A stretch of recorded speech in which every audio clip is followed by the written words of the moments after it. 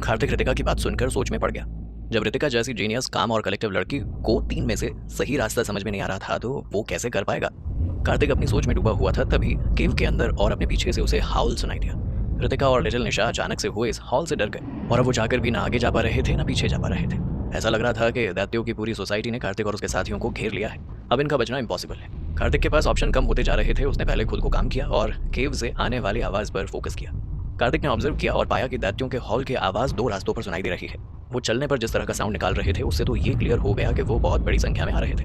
इस बार कार्तिक को कोई डिसीजन नहीं लेना पड़ा, क्योंकि 3 में से 2 में तो दैत्यों की हॉल आवाज आ रही थी और एक हॉल आवाज उनके पीछे से आ रही थी। इसका मतलब कार्तिक के पास जाने के लिए सिर्फ एक ही ऑप्शन बचा है और वो बीच वाला रास्ता है। लेकिन वही रास्ता शांत था। कार्तिक की जगह उसका डिसीजन दैत्यों ने ले लिया था। बिना ज्यादा टाइम वेस्ट किए कार्तिक ने रितिका और लिटिल निशा को पकड़ा और बीच वाले रास्ते पर भागना शुरू कर दिया। इस रास्ते में फिसलन थी, जिस वजह से तीनों कुछ बार गिरे भी और फिर से खड़े होकर वापस चलते भी रहे, भागते भी रहे। कार्तिक अपने साथियों के साथ कुछ देर तक भागता रहा, पर भागने के कुछ टाइम के बाद उसे रियलाइज हुआ कि इस बार मुसीबत उसके सामने खड़ी है। ये केव तो बहुत ही कॉम्प्लिकेटेड है, क्योंकि जिस रास्ते से कार्तिक और रितिका भाग रहे थे उस रास्ते से थोड़ी दूरी पर दीवारों से होते हुए कई रास्ते बने थे, लेकिन उन टनल से होकर वो जा नहीं सकता था, क्योंकि वहां जाने के लिए रास्ता नहीं था। उसके लिए जंप करना पड़ता था। दौड़ने के कुछ समय के बाद एक मोड़ आया और उस मोड़ के सामने उन्हें 4 रास्ते दिखाई दिए। यानी अब कार्तिक और उसके साथियों को 4 में से किसी एक ऑप्शन को चूज करना था। कार्तिक को इस बार चिंता करने की कोई जरूरत नहीं थी, क्योंकि दैत्य कॉन्टिन्यूअसली हाउल करते हुए उसके पीछे खड़े हुए थे। कार्तिक ने देखा कि इस बार 4 में से किसी 3 में दैत्यों के हॉल की आवाज आ रही है और एक खाली है जिसमें से दैत्यों के हॉल की आवाज नहीं आ रही। इसका मतलब इस टाइम भी कार्तिक के लिए डिसीजन दैत्यों ने लिया है। उनमें से एक रास्ते पर जिसमें दैत्यों की आवाज नहीं आ रही थी, कार्तिक और उसके साथी दौड़ते हुए घुस गए। ऐसा लग रहा था कि कार्तिक के पास अब केवल भागने का ऑप्शन ही बच गया है। जैसे ही कार्तिक उस रास्ते पे आगे बढ़ा तो उसे इस बार 5 रास्ते दिखाई दिए। कार्तिक को ऐसा लग रहा था कि वो तो अब पागल हुए जा रहा है। उससे रहा नहीं गया। वो अपना सिर ऊपर कर गॉड से पूछने लगा, क्या हेवन में बैठे बैठे गॉड मजाक कर रहे हो तुम? क्या ऐसे किसी की लाइफ के साथ खेलते हैं? अब कार्तिक जिस रास्ते से आया था उसके लिए उस रास्ते से वापस जाना मुश्किल हो गया, क्योंकि इन भूल भुलैया वाले रास्तों से गुजरने के कारण अब उसे याद ही नहीं आया कि वो किस रास्ते से आया था। उसके पास आगे बढ़ने के सिवाय और कोई रास्ता था ही नहीं। वो केवल इस केव की डेप्थ में ही जा सकता था। जहाँ तक बात है वो बच पाएगा या नहीं, जिंदा रह पाएगा या नहीं, ये सब अब किस्मत के भरोसे था। कार्तिक अगर गलत रास्ता चुनता है, वो अगर डेड एंड हुआ तो दैत्यों से पकड़ लेंगे और उसके साथियों की जिंदगी खत्म हो जाएगी। अब तक की गई मेहनत वेस्ट हो जाएगी। हालांकि कार्तिक ने इरादा बना लिया था कि अगर वो मरेगा तो अपने साथ दैत्यों को भी ले जाएगा। कार्तिक और उसके साथियों का पीछा दैत्यों ने पूरे रास्ते किया, जिस वजह से उन्हें कोई आइडिया नहीं था वो कितना दूर आ गए हैं। इस भूल भुलैया में कार्तिक लगातार दौड़ने के कारण दिशाहीन हो गया था और कार्तिक को यकीन नहीं था कि वो सर्कल में दौड़ रहा था या सीधा, लेकिन दैत्यों से बचते हुए लगातार दौड़ रहा था। रितिका भी कार्तिक के पीछे पीछे दौड़ रही थी। कार्तिक उसका हाथ पकड़ कर दौड़ रहा था। रितिका की स्पीड कार्तिक की तुलना में कम थी, जिस वजह से रितिका को खींचना पड़ रहा था। लगातार दौड़ते रहने की वजह से रितिका की सांस फूलने लगी। हाँफते हुए ऐसा लग रहा था मानो उसकी सांसें थमने वाली हो। कार्तिक की हालत भी कुछ खास नहीं थी। वो भी हाँफ रहा था और पूरा शरीर उसका पसीने से भीग गया था। लेकिन लिटिल निशा थोड़ी ठीक थी। लिटिल निशा ट्राइबल एरिया में ट्राइबल लोगों के बीच में पली बड़ी। बचपन से ही वो दौड़ रही थी और उसे इन माउंटेन पर दौड़ने की आदत थी। उसके साथ फिजिकल स्ट्रेंथ भी उसकी बढ़िया थी। कार्तिक को फील होने लगा कि वो कॉन्टिन्यूअसली नहीं दौड़ सकता। उसके लिए इस बात को कंफर्म करना बहुत मुश्किल था कि वो सीधा दौड़ रहा था या इस अंडरग्राउंड भूल भुलैया में सर्कल में दौड़ रहा था। यदि कार्तिक रियली में सर्कल में दौड़ रहा था तो अगर वो यहाँ मर भी जाएगा तब भी वो इस केव से बाहर नहीं निकल पाएगा, क्योंकि दैत्य लगातार कार्तिक का पीछा कर रहे थे। इस वजह से कार्तिक को निशाना लगाने का समय ही नहीं मिला, जिस वजह से अगर ये लोग लगातार दौड़ते रहते तो जल्दी ही थक जाएंगे और उन दैत्यों के हाथों बहुत बुरी मौत मारे जाएंगे। लिटिल निशा की हालत भले ही अच्छी हो, पर वो है तो बच्ची ही और इस वक्त वो भी हाँफ रही थी, मानो अब उससे और चला नहीं जाएगा। कार्तिक ने हाँफते हुए कहा, नहीं, हम इस तरह नहीं भाग सकते। इस समस्या का कोई सॉल्यूशन नहीं है, हमें जल्द ही कुछ और सोचना होगा। रितिका ने भी हाँफते हुए कहा, पर वो दैत्य हमारे पीछे लगे और वो हमको कभी भी पकड़ सकते हैं। तभी तुरंत लिटिल निशा ने कहा, बड़े भैया, बड़ी दीदी, ऐसा लगता है कि मैंने अपने सामने लाइट को देखा है। कार्तिक ने शॉक होते हुए पूछा, क्या सच? रितिका भी शॉक थी। उसने पूछा, रियली? कार्तिक और रितिका ने लिटिल निशा की बताई हुई दिशा में देखा तो वो और भी शॉक्ड हो गए, क्योंकि सामने सच में लाइट दिखाई दे रही थी। इसका मतलब अब वो तीनों जल्दी से बाहर निकल जाएंगे। कार्तिक ने ध्यान से देखा तो पाया कि थोड़ी दूरी पर अंधकार में डिम लाइट जल रही थी। ऐसा शायद दूरी की वजह से था, इसी वजह से कार्तिक केयरफुली नहीं देखता तो उसे लाइट भी नहीं दिखती। वो तो अच्छा हुआ कि लिटिल निशा केयरफुल थी और उसकी आंखों की रोशनी भी तेज थी, जिस वजह से वो इस डिम लाइट को देख सकी। हालांकि अब उन लोगों को लग रहा था कि इस अंडरग्राउंड केव में जरूर सनलाइट आ रही होगी। कार्तिक ने एक्साइटेड होते हुए दोनों को पकड़ा और खींचते हुए कहा, इससे पहले कि हम दैत्यों का शिकार हो जाए हमें यहाँ से बाहर निकल जाना चाहिए। रितिका ने कुछ सोचते हुए कहा, रुकिए। कार्तिक ने कंफ्यूज होते हुए पूछा, क्या हुआ, हमें बाहर नहीं जाना क्या? रितिका ने धीरे से पूछा, जब हम अंडरग्राउंड केव में गिरे थे तब रात थी, है ना? कार्तिक ने थोड़ा सोचते हुए कहा, हाँ। रितिका ने बात जारी रखी, तो आपको क्या लगता है हम पूरी रात भागते ही रहे और बाहर दिन निकल आया? रितिका का सवाल सुनकर कार्तिक स्टंट हो गया। उसे समझ में नहीं आ रहा था कि क्या जवाब दे इस बात पर। कोई दो राय नहीं, कार्तिक और उसके साथी लगातार भागते रहे हैं और भागते भागते थक भी गए हैं। पर इतना भी नहीं भागे हैं कि सुबह हो जाए भागते हुए। सच्चाई ये है कि इन्हें भागते हुए अभी 1 ही घंटा हुआ है। इसका मतलब बाहर अभी भी अंधेरा है, और अगर बाहर अंधेरा है तो केव के अंदर लाइट कैसे आई? शायद मून लाइट यानी चांद की रोशनी या स्टार लाइट भी किसी खास एरिया में थोड़ी सी इल्यूमिनेट तो कर ही सकती थी, पर चूंकि ये केव अंडरग्राउंड है इसीलिए यहाँ इस तरह अचानक लाइट का दिखना डाउट पैदा करता था। कार्तिक ने ध्यान से देखा तो उसके मन में थॉट आया कि उसके सामने की डिम और ब्लरी लाइट दिख रही थी, और वो वाइट लाइट नहीं बल्कि ब्लू लाइट थी। आर्टिफिशियल लाइट सोर्स के सिवा इस टाइप की लाइट ना सनलाइट में पाई जाती है और ना ही मून लाइट में। कार्तिक अलर्ट हो गया था। इस अजीब अंडरग्राउंड केव में से एक से बढ़कर एक अजीब चीजें हो रही थी, उसे बेहद सावधान रहना होगा। अगर ये आर्टिफिशियल लाइट है तो इसका मीनिंग ये भी हो सकता है कि यहाँ कोई ह्यूमन हो, पर इतनी डीप अंडरग्राउंड केव में कोई नहीं रहना चाहेगा, या फिर ये एक नया खतरा हो सकता है दैत्यों जैसा। रितिका ने कार्तिक से पूछा, क्या तुम जाकर चेक करोगे कि वो लाइट किस चीज की है? कार्तिक ने थोड़ा सोचते हुए रितिका से कहा, मुझे लगता है कि हमें थोड़ा केयरफुल रहना चाहिए। क्या कहते हो, हम रास्ता बदलकर किसी और रास्ते से आगे बढ़े? कार्तिक जोखिम नहीं लेना चाहता था। किसी अननोन प्लेस में डिसीजन हमेशा केयरफुल होकर लेना चाहिए। एक गलत डिसीजन और जिंदगी खत्म। लिटिल निशा कार्तिक के पीछे खड़ी हुई थी। उसने पीछे की ओर इशारे करते हुए कहा, बड़े भैया, बड़ी दीदी, हम पकड़े गए, दैत्यों ने हमें खोज लिया है। जब कार्तिक ने पीछे मुड़कर देखा तो कुछ सेकंड के लिए शॉक्ड हो गया। उसने डरते हुए पूछा, क्या ये लोग यहाँ कैसे हैं? इनके आने से नॉइस कैसे नहीं हुआ? दैत्यों के बड़े ग्रुप ने कार्तिक के पीछे हटने का रास्ता ब्लॉक कर दिया था। इस टाइम ये दैत्य पिछले टाइम की तुलना में बहुत डिफरेंट बिहेव कर रहे थे। पिछली बार इन दैत्यों ने चिल्लाते हुए जंप करते हुए अटैक किए थे, और इस बार ये दैत्य किसी घातक शिकारी की तरह चुपचाप आए थे। कार्तिक को तभी याद आया कि जब पहली बार दैत्यों से उसका सामना हुआ था तब भी वो चुपके से उसके सामने आ गया था, और अंधेरे में घुल मिल जाने का टैलेंट है इनके पास। अगर ये अंधेरे में मिल गए तो इन्हें खोजना या देखना नामुमकिन हो जाएगा। और जब अंधेरे में मिक्स होते हैं तो किसी भी टाइप की वॉइस नहीं निकालते, बल्कि एक साइलेंट शिकारी की तरह मौका देखकर अटैक करके अपने शिकार को मार डालते थे। इस टाइम भी ऐसी ही एक सिचुएशन थी जहां दैत्यों ने अपने शिकार को घेर लिया था। हालांकि ये कोई कोइंसिडेंस नहीं। कार्तिक समझ गया था कि उसे दैत्यों ने धोखा दिया है और वो इसमें बहुत बुरी तरह फंस गया है। कार्तिक के दिल से आवाज आ रही थी कि उसके साथ धोखा हुआ है और अब वो कुछ नहीं कर पाएगा। कार्तिक के मन में एक थॉट आया। वो इस पूरी सिचुएशन को समझने की कोशिश करने लगा और उसके साथ कब कैसे क्या हुआ। जैसे ही उसने और उसके साथियों ने अंडरग्राउंड केव में अंदर जाना शुरू किया तो उनके पीछे अंधेरे में एक ग्रुप चलने लगा था, और वही अलग अलग ग्रुप अलग अलग रास्तों पर पहले से ही तैनात थे। जैसे ही कार्तिक और उसके दोनों साथी उन रास्तों से गुजरने लगे तो इन दैत्यों ने पर्पसली हॉल किया। वो भी इस तरह कि कार्तिक और उसके साथी उसी रास्ते में आगे बढ़े जिन पर दैत्य चाहते थे, और इस तरह दैत्यों ने उसे और उसके साथियों को यहाँ घेर लिया है। कार्तिक ने सोचा कि अंडरग्राउंड रहने वाले इन दैत्यों के पास दिमाग तो होगा नहीं, पर यहाँ दैत्यों ने कार्तिक को गलत साबित कर दिया। एक ऐसा ट्रैप बनाया इसमें कार्तिक और उसके दोनों साथी बुरी तरह फंस गए। दैत्यों के चेहरे पर एक डरावना फेस एक्सप्रेशन आ गया। वो लगातार कार्तिक और उसके साथियों पर नजर बनाए हुए थे, हालांकि वो अभी भी थोड़े से सावधान थे। कार्तिक के हाथों में अभी भी वुडन टॉर्च यानी मशालें जल रही थी, जिससे उन्हें डर लग रहा था। इसीलिए उन्होंने आगे बढ़ना बंद कर दिया और चुपचाप किसी चीज़ का वेट करने लगे, शायद इस वुडन स्टिक के बुझने का। उधर दूसरी तरफ मैगी अपने सबॉर्डिनेट्स के साथ कार्तिक को खोजने का ट्राई कर रही थी, पर अभी तक उसे सक्सेस नहीं मिली थी। मैगी परेशान हुए जा रही थी। उसे समझ नहीं आ रहा था कि कार्तिक को कैसे खोजे और कहाँ। और उधर तीसरी तरफ किंग के सबॉर्डिनेट्स बाहर बैठकर इंतजार कर रहे थे कि शायद कार्तिक और उसके उस ऊपर वाली केव के कवर को हटाकर वो ऊपर आ जाए तो उन्हें वो पकड़ सके। हालांकि केव के कवर पर पत्थर तो उन्हीं लोगों ने लगाया था, और उधर शुक्ला परिवार के सबॉर्डिनेट्स भी सेवेज आइलैंड के आसपास ही खोज रहे थे। उनके अंदर इतनी हिम्मत नहीं थी कि वो सेवेज आइलैंड के अंदर जाकर बारबेरियन आइलैंड तक पहुंचकर कार्तिक को खोज सके। ऐसा लग रहा है कि शुक्ला और मैगी दोनों जल्द कार्तिक तक तो पहुंचने वाले नहीं थे। इस सिचुएशन में अब कुछ भी हो सकता है। कार्तिक और साथियों को दैत्यों के ग्रुप ने घेर लिया है और किसी भी टाइम उन पर वो अटैक कर सकते हैं। अब देखते हैं कि कार्तिक की किस्मत में लिखा क्या है। कार्तिक हाफता हुआ खड़ा था, उसे अब और भागा नहीं जा रहा था। यही हाल रितिका का भी था, वो भी थक चुकी थी। हालांकि लिटिल निशा थोड़ी ठीक थी। कार्तिक के सामने 5 रास्ते थे, पर वो डिसाइड नहीं कर पा रहा था कि किस रास्ते पर उसे जाना है। इससे पहले वो डिसाइड कर पाता, लिटिल निशा ने उसे बताया कि उसे दैत्यों के ग्रुप ने घेर लिया है। अब भी वो वेट कर रहे थे शायद कार्तिक के हाथ में जल रही वुडन टॉर्च के बुझने का। हो सकता है कार्तिक और उसके साथियों को यहाँ तक लाने का दैत्यों का कोई सीक्रेट प्लान हो, जिसके बारे में कार्तिक जान नहीं पा रहा था। हालांकि अब वो इस सिचुएशन को और ज्यादा टॉलरेट नहीं कर पाएगा। कार्तिक को कुछ ना कुछ तो सोचना होगा, पर वो इस मोमेंट पर कुछ भी सोच नहीं पा रहा था। कार्तिक के पास अब सिर्फ 2 ऑप्शन थे। वो बड़े फायर क्रैकर्स का यूज करके इन दैत्यों को उड़ा दे और वापस इसी डायरेक्शन में जाने का ट्राई करे जिधर से वो आया था, या फिर उस dim and blurry blue light की तरफ देखे और उसकी तरफ आगे बढ़े। कार्तिक के पास अब फायदा और नुकसान सोचने का समय था। उसे जल्द ही एक डिसीजन लेना था। इन दैत्य मॉन्स्टर्स की संख्या अननोन थी। कार्तिक को नहीं पता था कि उसके सामने से आ रहे दैत्यों के ग्रुप में कितने दैत्य हैं, जिस वजह से कार्तिक को लग रहा था कि अगर उसने फायर क्रैकर्स का यूज करके इन दैत्यों को मारना शुरू कर दिया तो शायद उसके फायर क्रैकर्स कम पड़ जाएंगे। इसीलिए उसका यह ऑप्शन काम करेगा या नहीं, इसको लेकर खुद कार्तिक डाउट में था। अजीब से दिखने वाले दैत्य अंधेरे में मिक्स हो जाने की एबिलिटी रखते हैं, जिस वजह से फायर क्रैकर्स के सामने वो छुप सकते थे या फायर क्रैकर्स के एरिया से बाहर निकल सकते थे और फायर क्रैकर्स वेस्ट हो सकता था और दैत्यों को कोई नुकसान नहीं होता। कार्तिक दैत्य को जितना लो माइंड का समझ रहा था, ये तो उससे कई गुना ज्यादा माइंडफुल निकले।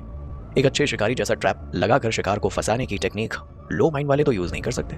कार्तिक ने फाइनली डिसाइड किया कि वो डिम लाइट के पास जाएगा और देखेगा कि वो क्या है। उसने बिना कोई और टाइम वेस्ट किए रितिका और लिटिल निशा को पकड़ा और जितना जल्दी हो सके उस लाइट की दिशा में जाने लगा। कार्तिक ने पीछे पलट के देखा तो शॉक्ड हो गया। दैत्य अभी भी उसके पीछे आ रहे थे, लेकिन थोड़ा आगे आने पर अपने आप रुक गए, जैसे कि उस रास्ते पर किसी ने रेड लाइन बना दी हो या समझा दिया गया हो कि वो इसके आगे नहीं जा सकते। कार्तिक इस तरह दैत्यों के रुक जाने पर पजल्ड हो गया और उसे समझ नहीं आ रहा था कि आखिर दैत्य रुक क्यों गए। क्या आगे उनसे भी बड़ा कोई है? ऐसा लग रहा था जैसे वो दैत्य आगे बढ़ने से डर रहे हों, वो दैत्य वहीं बाहर खड़े हो गए हों। ब्यूटीफुल, ये जगह तो बहुत ही ब्यूटीफुल है। कार्तिक रितिका को वापस अपने पास ले आया, टॉर्च को बुझा दिया और केयरफुली अंदर देखने लगा। इन ग्लोइंग स्टोन्स यानी चमकते हुए पत्थरों से इतनी लाइट निकल रही थी कि उस प्लेस पर टॉर्च की तो कोई जरूरत थी ही नहीं। कार्तिक नहीं जानता था कि क्यों ये पत्थर लाइट एमिट करते हैं, और जो ये लाइट एमिट करते हैं वो ओरिजिनल लाइट से ज्यादा ब्राइट क्यों होती है। प्लेस में इतनी लाइट हो रही थी कि कार्तिक पूरा अंडरग्राउंड केव देख रहा था। इस बात से श्योर होने के बाद भी इस केव में उड़ते पत्थरों के सिवा कोई और नहीं है। कार्तिक निशा के साथ अंदर चला गया। कार्तिक के दिमाग में अलग ही थॉट्स चल रहे थे। वो इस पैलेस को देखकर इस शॉक्ड और अमेज्ड दोनों था। वो इस पैलेस को और भी नजदीक से देख रहा था और वो खुद से ही सवाल कर रहा था, कितना मेस्मराइजिंग सीन है, ये इतना अमेजिंग वर्क कौन कर सकता है। हालांकि रिफ्लेक्टिंग मून आइलैंड भी अपने आप में एक मैजिकल प्लेस है। अगर इस प्लेस से उसकी तुलना करें तो उसकी भी अपनी मेरिट्स हैं और दोनों लगभग इक्वली मैच्ड हैं, लेकिन मेरी नज़र में ये प्लेस रियली थोड़ा ज्यादा वंडरफुल है। कार्तिक अपने थॉट्स में इसी तरह डूबा हुआ था, तभी उसे रितिका की ओवर एक्साइटेड आवाज सुनाई दी। सुपर कंडक्टिविटी मटेरियल्स, ये एक्चुअली सुपर कंडक्टिविटी मटेरियल है और ये यहाँ नेचुरल फॉर्म में बने हैं। Oh my God. रितिका जो हमेशा काम एंड कंपोज रहती थी, आज उसने अपना कंपोजर इस मोमेंट पर खो दिया था। वो इन ग्लोइंग पत्थरों को इस तरह से देख रही थी मानो उसने इस दुनिया की सबसे खूबसूरत चीज देखी हो। कार्तिक उसके कंधे को हिलाकर वापस होश में लेकर आया और पूछने लगा, रितिका होश में आओ, मुझे तो बताओ ये क्या है। कार्तिक के रितिका के कंधे को जोर से शेक करने के कारण रितिका फाइनली होश में आ गई, उसके सेंसेस वापस आ गए। रितिका ने एक्साइटेड होते हुए कहा, ये दुनिया की सबसे बड़ी डिस्कवरी है, जो फ्यूजन पावर मैं बनाने जा रही हूँ उसके लिए ये एक ब्रेक थ्रू है। कार्तिक कुछ मोमेंट के लिए स्टंट हो गया, फिर उसके चेहरे पर एक स्माइल आ गई। शुरुआत से ही रितिका का गोल एक practical fusion power generation technology बनाना था। हालांकि इसके बनने में एक प्रॉब्लम थी जिसका सोल्यूशन आज तक किसी को नहीं मिला था, और वो ये कि फ्यूजन बाइंडिंग डिवाइस को सुपर कंडक्टिंग मटेरियल की नीड थी। सुपर कंडक्टर्स का रेसिस्टेंस या कांस्टेंट टेम्परेचर से नीचे 0 तक जा सकता था। इस टेम्परेचर पर एक सुपर कंडक्टर बिना किसी रेसिस्टेंट की इलेक्ट्रिसिटी का प्रोडक्शन कर सकता है। इसका अर्थ है कि इस स्टेज पर पहुंचने पर मटेरियल से कोई हीट, साउंड या एनर्जी के अन्य रूप में नहीं निकलेंगे। आजकल की लेटेस्ट टेक्नोलॉजी से कुछ मटेरियल सुपर कंडक्टिंग प्रॉपर्टीज को हासिल कर सकते थे, पर उसके लिए कंडीशन बहुत ही हार्श थे। इसको केवल एक्सट्रीमली लो टेम्परेचर में ही यूज किया जा सकता है। इसका कन्वेंशनल यानी रेगुलर तरीकों से यूज करना इम्पॉसिबल था। देयरफॉर एक कांस्टेंट टेम्परेचर पे सुपर कंडक्टिंग मटेरियल का यूज करना एक मेजर प्रॉब्लम बन गई। इस प्रॉब्लम ने दुनिया के टॉप साइंटिस्ट को पिछले कई डेकेड से परेशान कर रखा था, और इसे आज भी दुनिया के टॉप साइंटिस्ट सॉल्व नहीं कर पाए थे। उन्हें इसका सॉल्यूशन कहीं से भी नहीं मिल रहा था।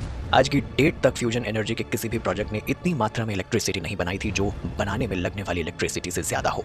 लेकिन अगर ऐसा स्टेज किसी साइंटिस्ट ने हासिल कर लिया तो इसका मतलब ये होगा कि दुनिया में काफी क्वांटिटी में कम कार्बन एमिशन वाली इलेक्ट्रिसिटी की सप्लाई की जा सकेगी। सॉल्यूशन ना मिलने का मुख्य कारण ये है कि ये ऐसी मशीन जो फ्यूजन एनर्जी पर काम करती है वो कुछ ही सेकंड्स में इतना ज्यादा गर्म हो जाती है कि ठीक से काम नहीं कर पाती। इसीलिए फ्यूजन एनर्जी पर रिसर्च अभी भी जारी है। इस दिशा में सुपर कंडक्टिंग मटेरियल्स एक ब्रेक थ्रू का काम कर सकते हैं। अभी तक ये मटेरियल्स आर्टिफिशियल तौर पर सक्सेसफुल नहीं थे, और अब कार्तिक और उसके साथियों ने एक्चुअली सुपर कंडक्टिंग मटेरियल्स जो एक कांस्टेंट टेम्परेचर में इस अंडरग्राउंड केव में खोज लिया। ये किसी मिरेकल से कम नहीं था। रितिका अकेली ऐसी साइंटिस्ट नहीं है जो फ्यूजन पावर के एप्लीकेशन को यूज करने में काबिल होना चाहती थी। दुनिया के कई साइंटिस्ट अभी भी इसी कोशिश में है कि कैसे करके इस फ्यूजन पावर को हासिल कर सके। ये कुछ ऐसा था जो कि कार्तिक को एक ब्राइट फ्यूचर दे सकता था। अगर कार्तिक और उसके साथी किसी भी तरह यहाँ से इन ब्राइट पत्थर को लेकर जा सकें तो फ्यूचर में आर्टिफिशियल सन अपने पूरी कैपेबिलिटीज के साथ कार्तिक के सपोर्ट से चमक रहा होगा। आर्टिफिशियल सन बनाने की कोशिश दुनिया की सारी कंट्रीज कर रही है, और जिसमें चाइना सबसे आगे है, पर अभी भी ये रिसर्च पेपर तक सीमित है। अभी तक कोई भी साइंटिस्ट या देश इस काम को पूरा नहीं कर पाया है, पर इन ब्राइट स्टोन्स की हेल्प से रितिका शायद ऐसा पूरा कर पाए। ये एक ऐसी टेक्नोलॉजी है जो पूरी दुनिया को चेंज कर सकती थी। कार्तिक भी काफी खुश और एक्साइटेड था। आर्टिफिशियल इंटेलिजेंस, रोबोट आर्मी के बाद ये तीसरी ऐसी टेक्नोलॉजी कार्तिक के पास होती जिससे वो पूरी दुनिया के फ्यूचर को कंट्रोल कर सकता था। ये टेक्नोलॉजी उसे दुनिया का बॉस बना सकती है अगर वैसे ही काम कर जाए जैसा रितिका ने सोचा था। हालांकि कार्तिक इस टेक्नोलॉजी से बहुत ज्यादा पैसे कमाने के बारे में सोच भी नहीं रहा था। उसने इस बारे में सोचा कि जल्दी ही फ्यूचर में ह्यूमैनिटी को एनर्जी कंजम्पशन के बारे में नहीं सोचना पड़ेगा। फ्यूजन एनर्जी उन्हें लगभग इनफाइनाइट यानी कभी ना खत्म होने वाली एनर्जी दे सकता था। कार्तिक और रितिका आने वाले फ्यूचर में मैनकाइंड के पायोनियर बनेंगे और वर्ल्ड को नया रास्ता दिखाकर उन्हें डेवलप करेंगे।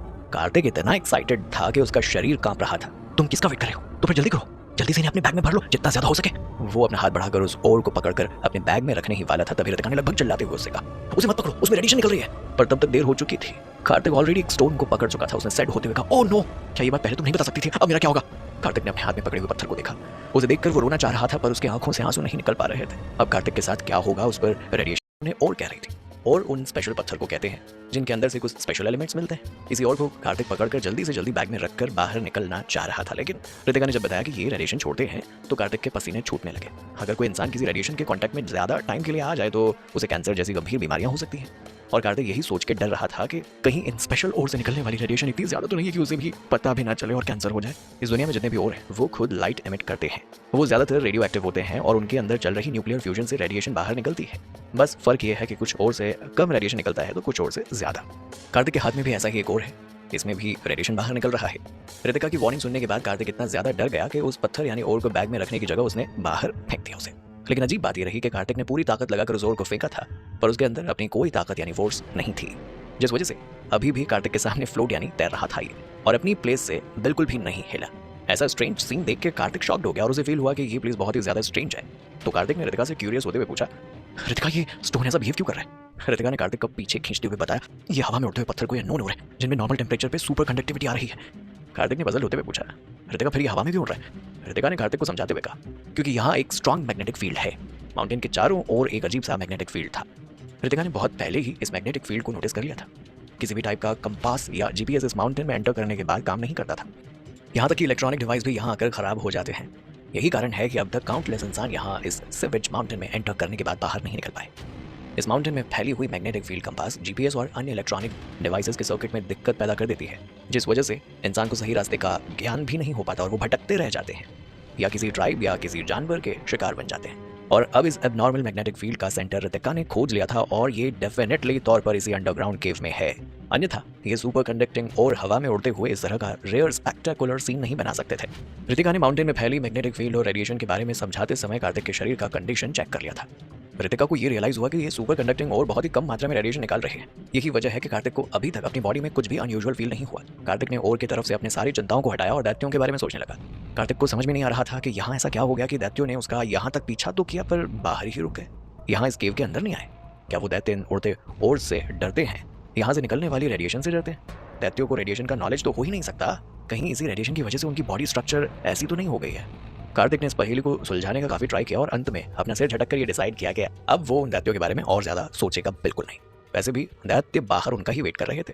वहीं दूसरी तरफ रितिका ने ओर को कलेक्ट करना शुरू कर दिया। कार्तिक ये सीन देखकर इतना डर गया कि उसने तुरंत रितिका का हाथ पकड़कर पीछे खींचा। कार्तिक ने शॉक्ड होते हुए पूछा, तुम पागल हो गए हो क्या? अभी कुछ देर पहले तुमने मुझे बताया था कि इसमें रेडिएशन है और अब तुम खुद इसे कलेक्ट कर रहे हो। तुम इसे अभी भी कलेक्ट क्यों करना चाहती हो? रितिका ने बिना किसी फेस एक्सप्रेशन के कहा, ये सेफ है। क्या अभी तुमने इसे टच नहीं किया था? अब तुमको अपनी बॉडी में कुछ स्ट्रेंज फील नहीं हो रहा है, इसका मतलब ये सेफ है। कार्तिक ने गुस्सा करते हुए बोला, ये एक समान बात नहीं है। मैंने ओर को थोड़ा सा टच किया था। तुम तो इसे पूरे अपने इक्विपमेंट बैग में लंबे टाइम तक रखना चाहती हो। मुझे नहीं पता कि अभी हमें यहाँ से निकलने में कितना वक्त लगेगा। इतनी देर तक अगर ये ओर बैग में रहा तो इसके रेडिएशन से बॉडी पर इफेक्ट पड़ने लगेगा और तुम इतना बड़ा रिस्क क्यों लेना चाहती हो? क्या तुम्हें अपनी लाइफ की बिल्कुल फिक्र नहीं?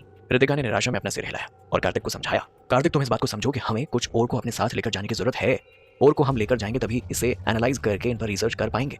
ये और सुपर रेयर स्पेसिमेन है। इनको आर्टिफिशियल तौर पर बिना इनके इंटरनल एटॉमिक स्ट्रक्चर को स्टडी किए बनाना इम्पॉसिबल है। ये नेचर में तो छोड़ो, लैब में भी सुपर रेयर है। मैं इन्हें अपने साथ लेकर जाऊंगी तो इनके इंटरनल एटॉमिक स्ट्रक्चर पर रिसर्च करके इन्हें सिंथेसाइज कर फ्यूचर में आर्टिफिशियल तौर पर प्रोड्यूस कर पाऊंगे। इस प्लेस को केयरफुली देखने पर ऐसा लगता है कि यहाँ काफी क्वांटिटी में सुपर कंडक्टिंग ओर है, पर यह एक्चुअल में उतने भी नहीं है जितना फ्यूजन इंजन को चलाने में लगेगा। एक प्रैक्टिकल फ्यूजन रिएक्टर को पूरा करने के लिए भारी मात्रा में सुपर कंडक्टिंग मटेरियल की जरूरत तो थी, जो यहाँ केव में मौजूद का यूज कांस्टेंट टेम्परेचर पर सुबह का वो अब इन ओर की खोज कर पाएंगे। अगर वो अपने साथ कुछ ओर्स नहीं लेकर गए तो उनको एनालाइज करके रिप्रोड्यूस नहीं कर पाए तो अगली बार यहाँ आने पर वो इस ओर को खोज भी नहीं पाएंगे। और ये ओर इस डेविल्स केव के भूल भलैया के लास्ट में है और यहाँ पहुंचने के लिए इन दैत्यों से भी फाइट करना होगा। इस बात की कोई गारंटी नहीं है कि अगली बार दैत्य ट्रैप में फंसाने की जगह डायरेक्ट अटैक नहीं करेंगे। कर गए तो फ्यूचर में दोबारा इन्हें ये ओर्स मिल नहीं पाएंगे या वो यहाँ तक नहीं पहुंच पाएंगे, क्योंकि उन्हें खुद नहीं पता कि किन रास्तों से होते हुए वो लोग यहाँ पहुंचे थे। इसीलिए भले ही ये सुपर कंडक्टिंग ओर्स रेडिएशन निकाल रहे हों, पर रितिका को इस रेडिएशन की कोई परवाह नहीं थी। वैसे भी सुपर कंडक्टिंग ओर से जो रेडिएशन निकल रहा था वो बहुत ही वीक था। अगर वो जल्दी से बाहर निकल पाती है तो अपनी जांच और इलाज करवा लेगी तो कोई बड़ी बात नहीं हुई। केवल सुपर कंडक्टिंग ओर को फ्यूचर में सिंथेसाइज करके और इंडस्ट्रियल प्रोडक्शन करके ही फ्यूजन रिएक्टर के लिए भारी मात्रा में सुपर कंडक्टिंग मटेरियल का प्रोडक्शन किया जा सकेगा। कार्तिक ने रितिका को अपने पीछे आते हुए देखा तो उसका हाथ खींच के पीछे कर दिया और हेल्पलेस होते हुए बोला, तो फिर मुझे एक काम करने दो, तुम यहाँ मत आओ, वैसे भी मैंने already in super conducting ores को टच कर रखा है। कार्तिक ने जैसे इतना बोला उसने मीडियम साइज के ओर को अपने बैग में रखना शुरू कर दिया। रितिका कार्तिक के बगल में खड़ी रही और केयरफुली कार्तिक को ओर कलेक्ट करते हुए देखती रही। बीच बीच में रितिका ने सही और प्योर दिखने वाले ओर की तरफ पॉइंट करके कार्तिक को ओर कलेक्ट करने में हेल्प भी की। कार्तिक ने धीरे धीरे बैग को ओर से भर दिया और जितने ओर्स को कार्तिक ने अपने बैग में रखा था उतने में बैग को बहुत भारी हो जाना चाहिए था। इतने भारी बैग को पीठ पर रखने से कार्तिक को दिक्कत भी होगी। हालांकि इस अंडरग्राउंड केव में ये ओर तैर रहे थे, यदि इन्हें बैग में भर दिया जाए तो भी वेट का जरा सा भी एहसास नहीं होगा। इंस्टीड कार्तिक ने जब बैग को अपनी पीठ पर रखा तो जो सुपर कंडक्टिंग ओर्स उसने कलेक्ट किए थे उन्होंने कार्तिक को लगभग छत तक उठा दिया था। ऐसे मिरेकुलस ओर्स में से अब कार्तिक को भी इंटरेस्ट आने लगा था। अपने आप को ऊपर उठने से बचाने के लिए कार्तिक ने लिटिल निशा को अपनी पीठ पर बैग के ऊपर बैठा लिया। ऐसे मिरेकुलस ओर्स में जब कार्तिक को इंटरेस्ट आने लगा उसने अपने आप को ऊपर उठाने से बचने के लिए कार्तिक ने लिटिल निशा को अपनी पीठ पर बैग के ऊपर बैठा लिया। लिटिल निशा एक छोटी सी बच्ची है जो केवल 7 या 8 साल की होगी। कार्तिक ने सोचा कि वो थोड़ा भारी होगी जिससे कार्तिक वापस जमीन पर आ जाएगा, लेकिन लिटिल निशा भी उनके साथ उठने लगी जिससे लिटिल निशा को हंसी आ गई और वो भी खुल के हंसने लगे। लिटिल निशा को इस तरह हंसते हुए देखकर कार्तिक और रितिका भी हंसने लगे। इस डेविल्स केव के अंडरग्राउंड भूल भुलैया में दैत्यों से अपनी लाइफ बचाने के लिए घंटों से वो लोग बस भाग रहे थे। अब इस सिचुएशन में इन लोगों को थोड़ा सा रिलैक्स होने का मौका मिला, पर अनफॉर्चुनेटली उन्हें अभी भी केव से बाहर निकलने का रास्ता नहीं मिला था। उन्हें इस अंडरग्राउंड केव में कोई टनल भी दिखाई नहीं दे रही थी। ये एक तरह से डेड एंड था। इस केव में जाने का कोई रास्ता भी नहीं था और वहीं केव के बाहर दैत्य खड़े थे, जिस वजह से ये लोग वापस उस रास्ते से जा नहीं सकते थे और जिस रास्ते से वो लोग आए थे। हालांकि कार्तिक ये श्योर था कि वो यहाँ पर सेफ है, तो कुछ देर तक रिलैक्स होने के बाद कार्तिक फिर से यहाँ से बाहर निकलने का रास्ता खोजेगा। इन दिनों ने जैसे ही आराम करने लगे तो जमीन थोड़ी शेक करने लगी। कार्तिक डर से पीला पड़ गया। उसने रितिका से पूछा, ये क्या हो रहा है? क्या यहाँ अर्थक्वेक आ गया? कि हाँ, अर्थक्वेक भूकंप आना अच्छा संकेत नहीं था। अर्थक्वेक आने का मुख्य कारण अर्थ के नीचे बनी टेक्टोनिक प्लेट का आपस में टकराना होता है, पर यहाँ पर आया अर्थक्वेक टेक्टोनिक प्लेट के कारण था या मैग्नेटिक फील्ड के कारण, ये कहना मुश्किल था। कार्तिक और उसके साथी एक अंडरग्राउंड केव में थे और ये नेचुरली बना केव था, क्योंकि इसके बनने में किसी आर्टिफिशियल मटेरियल का यूज तो हुआ नहीं था। इसीलिए अर्थक्वेक आने पर यह केव गिर जाएगी और तीनों इसी माउंटेन में दब कर रह जाएंगे। लिटिल निशा कार्तिक के बैग पर बैठी हुई थी, इसीलिए उसने वाइब्रेशन फील नहीं की, लेकिन वो ये देख सकती थी कि केव में उड़ते हुए सुपर कंडक्टिंग ओर्स भी बुरी तरह से शेक कर रहे थे।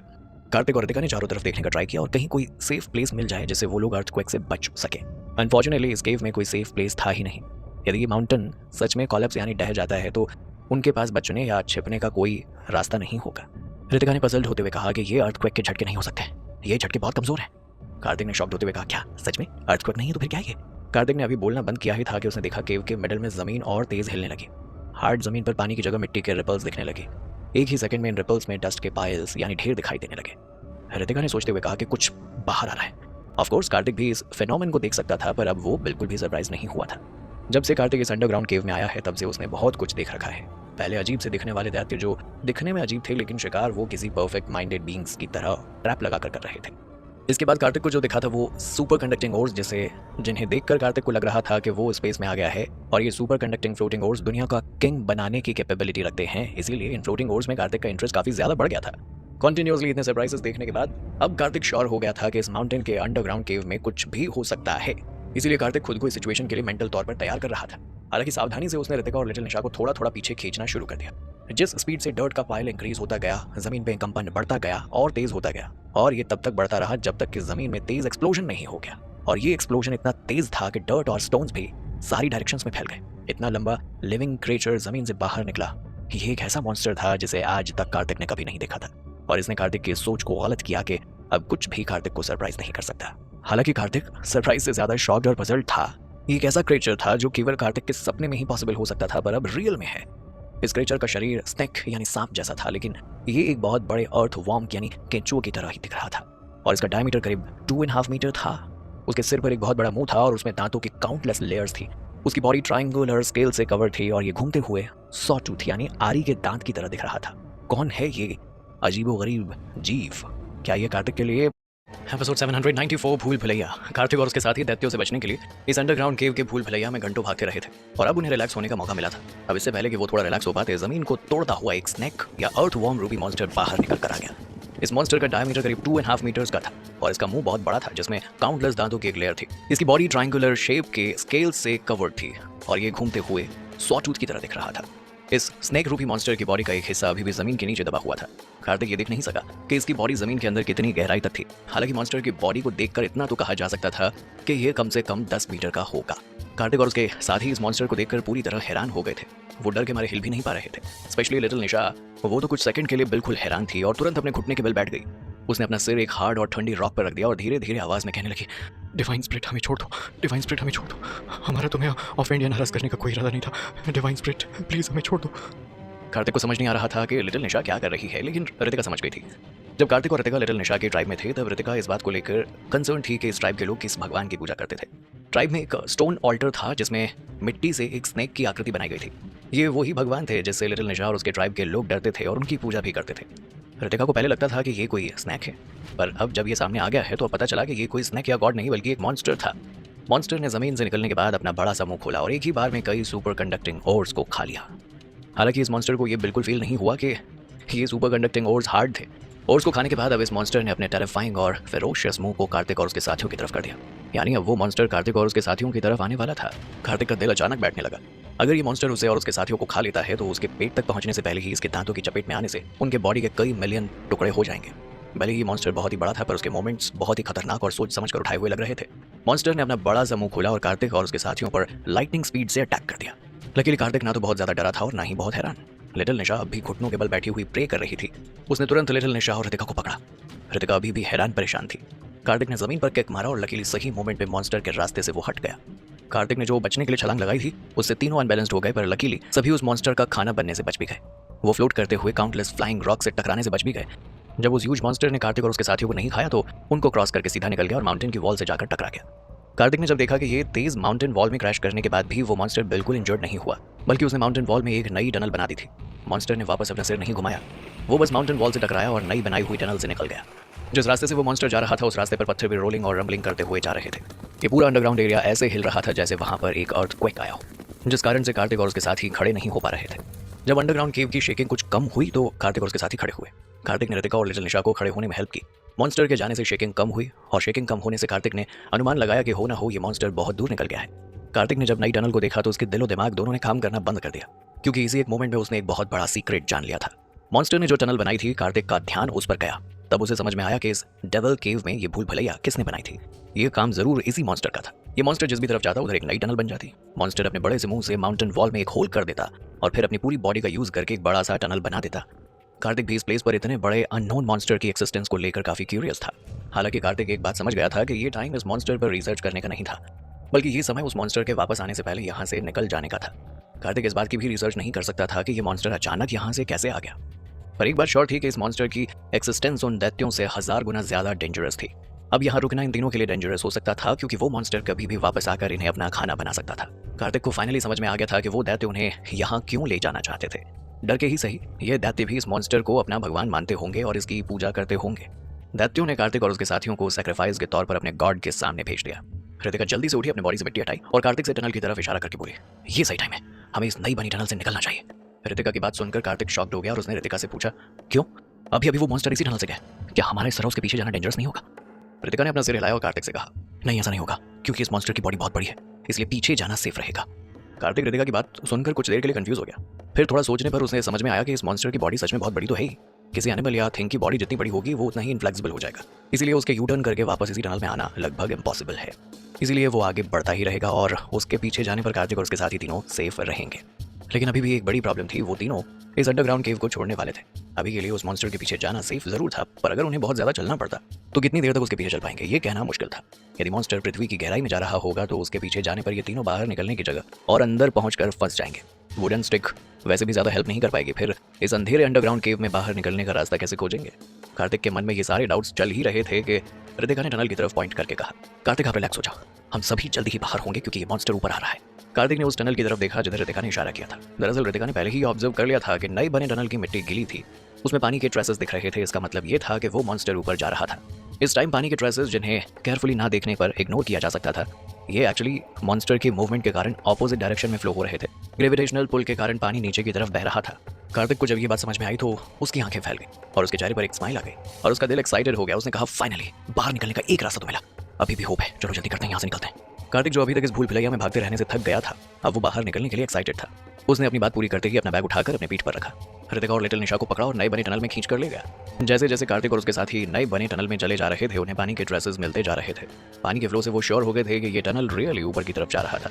कार्तिक अब काफी खुश और डिलाइटेड फील कर रहा था। वैसे भी जब तक वो इस टनल के डायरेक्शन को फॉलो करता रहेगा तब तक वो और उसके साथी सेफ रहेंगे। इतने लंबे समय से अंडरग्राउंड केव में फंसे रहने के कारण कार्तिक बाहर निकलकर फ्रेश एयर लेने के लिए एक्साइटेड हो रहा था। अब वो और ज्यादा अपनी एक्साइटमेंट को रोकना नहीं चाह रहा था। वो बस अब जल्द से जल्द ग्राउंड पर पहुंचकर फ्रेश एयर लेना चाह रहा था। कार्तिक फ्रेश एयर और मूनलाइट को एक्सपीरियंस करने के लिए बेचैन हो रहा था। जितनी जल्दी वो ग्राउंड पर पहुंच सकेगा उतनी जल्दी वो इस सेवेज माउंटेन को छोड़कर अपने देश जा सकेगा। कार्तिक लंबे टाइम तक उस नए बने टनल की सकरी ढलान पर अपने साथियों के साथ चलता रहा। पीछे मुड़ के देखने पर उसे पता चला कि वो उस अंडरग्राउंड प्लेस को नहीं देख सकता जहां से उसे सुपर कंडक्टिंग ओर्स मिले थे, और उसके आगे का रास्ता और भी डिफिकल्ट होता जा रहा था। कार्तिक और उसके साथी टनल में ऊपर की तरफ चलते टाइम वैसा ही फील कर रहे थे जैसा माउंटेन पर चढ़ते टाइम फील होता है। कार्तिक ने टनल में एंटर होते ही रास्ता देखने के लिए वुडन टॉर्च जला लिए थे। हालांकि वुडन टॉर्च के लाइट का एरिया सीमित था, इसीलिए ये ज्यादा दूर का देख नहीं पा रहे थे, जिस वजह से कार्तिक को पता नहीं था कि अपने आप को नेचुरल लाइट में देखने के लिए और कितना चलना पड़ेगा। कार्तिक अब इस बात को लेकर वरिड नहीं हो सकता कि मॉन्स्टर अपना डायरेक्शन बदल सकता था और बदलकर वापस अंडरग्राउंड जमीन में जा सकता था। हालांकि कार्तिक ये बात समझ ही नहीं पा रहा था कि ये मॉन्स्टर अचानक से कैसे आ गया और फिर ऊपर की तरफ क्यों जाने लगा। उसका ऊपर ग्राउंड पर क्या काम हो सकता था? कहीं वो सच में कोई गॉड तो नहीं जिसके बारे में लिटिल निशा बता रही थी और ये मॉन्स्टर उन्हें खाने के लिए नहीं बल्कि रास्ता बताने आया था। कार्तिक अब मॉन्स्टर के बारे में सोच रहा था। ये मॉन्स्टर तो बहुत ही बड़ा था और इसके माउंटेन वॉल में होल करके नई टनल बनाने के साथ ही ट्रायंगुलर शेप के स्केल्स की हेल्प से एक शील्ड बना लेने की एबिलिटी अमेजिंग थी। अगर कार्तिक को कभी किसी माउंटेन के अंडरग्राउंड वॉल में टनल बनाना हो तो उसके लिए उसे एक एक्सपेंसिव शील्ड बनानी होगी जो कि अनब्रेकेबल हो। इसके साथ ही उसे जरूरत होगी काउंटलेस मैन पावर और अनलिमिटेड फंड्स की। पर अगर कार्तिक कैसे भी करके इस मॉन्स्टर को अपना गुलाम बना सके तो उसका काम बहुत ही आसान हो जाएगा। वो इस मॉन्स्टर की हेल्प से माउंटेन के अंडरग्राउंड वॉल में मिनटों में होल्स बना लेता था, जिसे बनाने में उसके रिसोर्सेज को महीनों लग जाएंगे। हालांकि इस मॉन्स्टर को कंट्रोल करने में भी बहुत रिसोर्सेज लगेंगे। एक एक्सपेंसिव प्रोटेक्टिव शील्ड बनानी होगी ताकि ह्यूमन को ये नुकसान न पहुंचाया जाए। इस मॉन्स्टर के केयर के लिए काउंटलेस मैन पावर और फंड्स, ऑफ कोर्स मॉन्स्टर को टेम करना और उसे अपने इंस्ट्रक्शन पर काम करवाना इम्पॉसिबल है। ये उसकी वाइल्ड ड्रीम से ज्यादा और कुछ भी नहीं हो सकता, क्योंकि ये बहुत ही अनरियलिस्टिक आइडिया था। कोई भी इस मॉन्स्टर को देख के बता सकता था कि ये मॉन्स्टर ब्रेनलेस और थॉटलेस है। ये मॉन्स्टर अपने इंस्टिंक्ट्स पर काम करता है और इस कंडीशन में इसे टेम नहीं किया जा सकता। चलते हुए कार्तिक को लिटिल निशा से उस मॉन्स्टर के बारे में पूछने का मन हुआ जिससे वो गॉड मानती थी, जिसके लिए वो अपने घुटनों पर बैठकर प्रेयर कर रही थी। कार्तिक को जो इन्फॉर्मेशन मिली थी उसके अकॉर्डिंग ये मॉन्स्टर इस सेवेज माउंटेन में कई सेंचुरीज से है, लेकिन कभी किसी को नहीं दिखे। ये एक ऐसे गॉड थे जिनकी पूजा यहाँ रहने वाले सभी ट्राइब्स के लोग किया करते थे, लेकिन इस गॉड को यहाँ जमीन पर किसी ने भी नहीं देखा था। पर ट्राइबल लोग एक लेजेंड यानी किंवदंती को फॉलो करते थे और इसे एक जनरेशन से दूसरे जनरेशन को बताते थे। इस लेजेंड के अकॉर्डिंग एक स्नेक जैसे दिखने वाले गॉड हैं जो इस सेवेज माउंटेन और इसमें रहने वाले ट्राइब और अन्य जीवों की रक्षा करते हैं। पर ये जमीन पर तभी दिखाई देते हैं जब कोई डिजास्टर आने वाला हो। जब कार्तिक ने इस बारे में सुना तो उसके चेहरे पर अजीब से भाव आए और वो इन ट्राइबल लोगों को इग्नोरेंट समझने लगा। क्या कार्तिक इस टनल से होता हुआ बाहर निकल पाएगा या कोई और प्रॉब्लम उसके सामने आ जाएगी? जानने के लिए 1195 कौन लोग हैं वो। मॉन्स्टर की साइज की बात ना की जाए तो ये कहना ज़्यादा सही रहेगा कि इसके पीछे चाहे जो भी साइंस हो पर उसकी पावर बहुत ज़्यादा थी और फिलहाल उनके हाथ में जो हथियार थे वो सब्जी काटने के चाकू से ज़्यादा और कुछ नहीं लग रहे थे। चाहे जितना भी तेज़ वार क्यों ना कर लिया जाए पर मॉन्स्टर अभी भी कार्तिक और बाकी दो लोगों से काफ़ी ज़्यादा ताकतवर थे। अभी तक भारी से भारी एक्सप्लोसिव इनके शरीर पर लगा दिए गए थे। क्या अभी भी इनका भारी भरकम शरीर इस एक्सप्लोजन से नहीं फटेगा और इनके शरीर के टुकड़े नहीं होंगे? यही सब सोचकर कार्तिक ने कहा, ये सब कुछ इसलिए हुआ है क्योंकि मैंने टाइम पर रिएक्ट नहीं किया। अब मैंने इनके बारे में सोच लिया है, अगर मैं अपने पास रखे हुए सारे फायर क्रैकर्स इस मॉन्स्टर के मुंह में डाल दूंगा तो ये लोग आगे कुछ नहीं कर पाएंगे। कार्तिक ने अपनी पीठ पर बंधे हुए फायर क्रैकर्स को थपथपाते हुए कहा, असल में ये वो पटाखे नहीं थे जो त्योहारों पर बजाए जाते थे, जिनमें से सिर्फ कुछ रोशनी होकर आवाज आती थी, बल्कि रितिका ने इन्हें स्पेशल तरीके से बनाया था। इस एक्सप्लोसिव की थोड़ी सी मात्रा ही किसी भी गाड़ी को जला सकती थी, इसीलिए कार्तिक को बुरा लग रहा था कि उसने सही टाइम पर इस एक्सप्लोसिव का इस्तेमाल नहीं किया और उस मॉन्स्टर को नहीं मारा। वहीं दूसरी तरफ कार्तिक की बात सुनकर रितिका ने असहमत होते हुए कहा, अगर हम इस मॉन्स्टर को फायर क्रैकर की मदद से उड़ा देते हैं तो हम लोग भी इस अंडरग्राउंड जगह से बाहर नहीं निकल पाते और हो सकता था कि हम लोगों को भी चोट लग जाए। रितिका की बात काफी हद तक सही थी, क्योंकि इस वक्त वो लोग एक अंडरग्राउंड सुरंग में थे जहां बहुत ज्यादा जगह नहीं थी। ऐसे में एक्सप्लोसिव का इस्तेमाल करना ठीक नहीं था। कार्तिक भी इस बात से सहमत हो गया था, इसीलिए उसने मुस्कुराकर सहमत होते हुए कहा, ये बात तो सही है, मैंने तो इस एंगल से सोचा ही नहीं था। इसी तरह बातें करते करते वो लोग आधे घंटे से ज्यादा देर तक आगे चलते रहे। कार्तिक के हाथ में इस वक्त जो मशाल थी वो लगभग पूरी जल चुकी थी और ये देखकर अब कार्तिक ने दूसरी लकड़ी बदलनी चाहिए। तो अचानक से तेज हवा का झोंका आया और इस वक्त जो मशाल मुश्किल से जल रही थी वो भी बुझ गई। कार्तिक ने हैरानी से सिर अपना ऊपर उठाया और फिर सामने की तरफ देखा जहां तेज हवा का झोंका आ रहा था। ये देखकर वो थोड़ा हैरान रह गया। सामने जल रही लाइट अभी तक बुझ चुकी थी और हवा का झुकाव लगातार तेज हो रहा था। कहीं ना कहीं इस वजह से पूरी गुफा में वो बदबूदार रॉटन स्मेल गायब हो गई।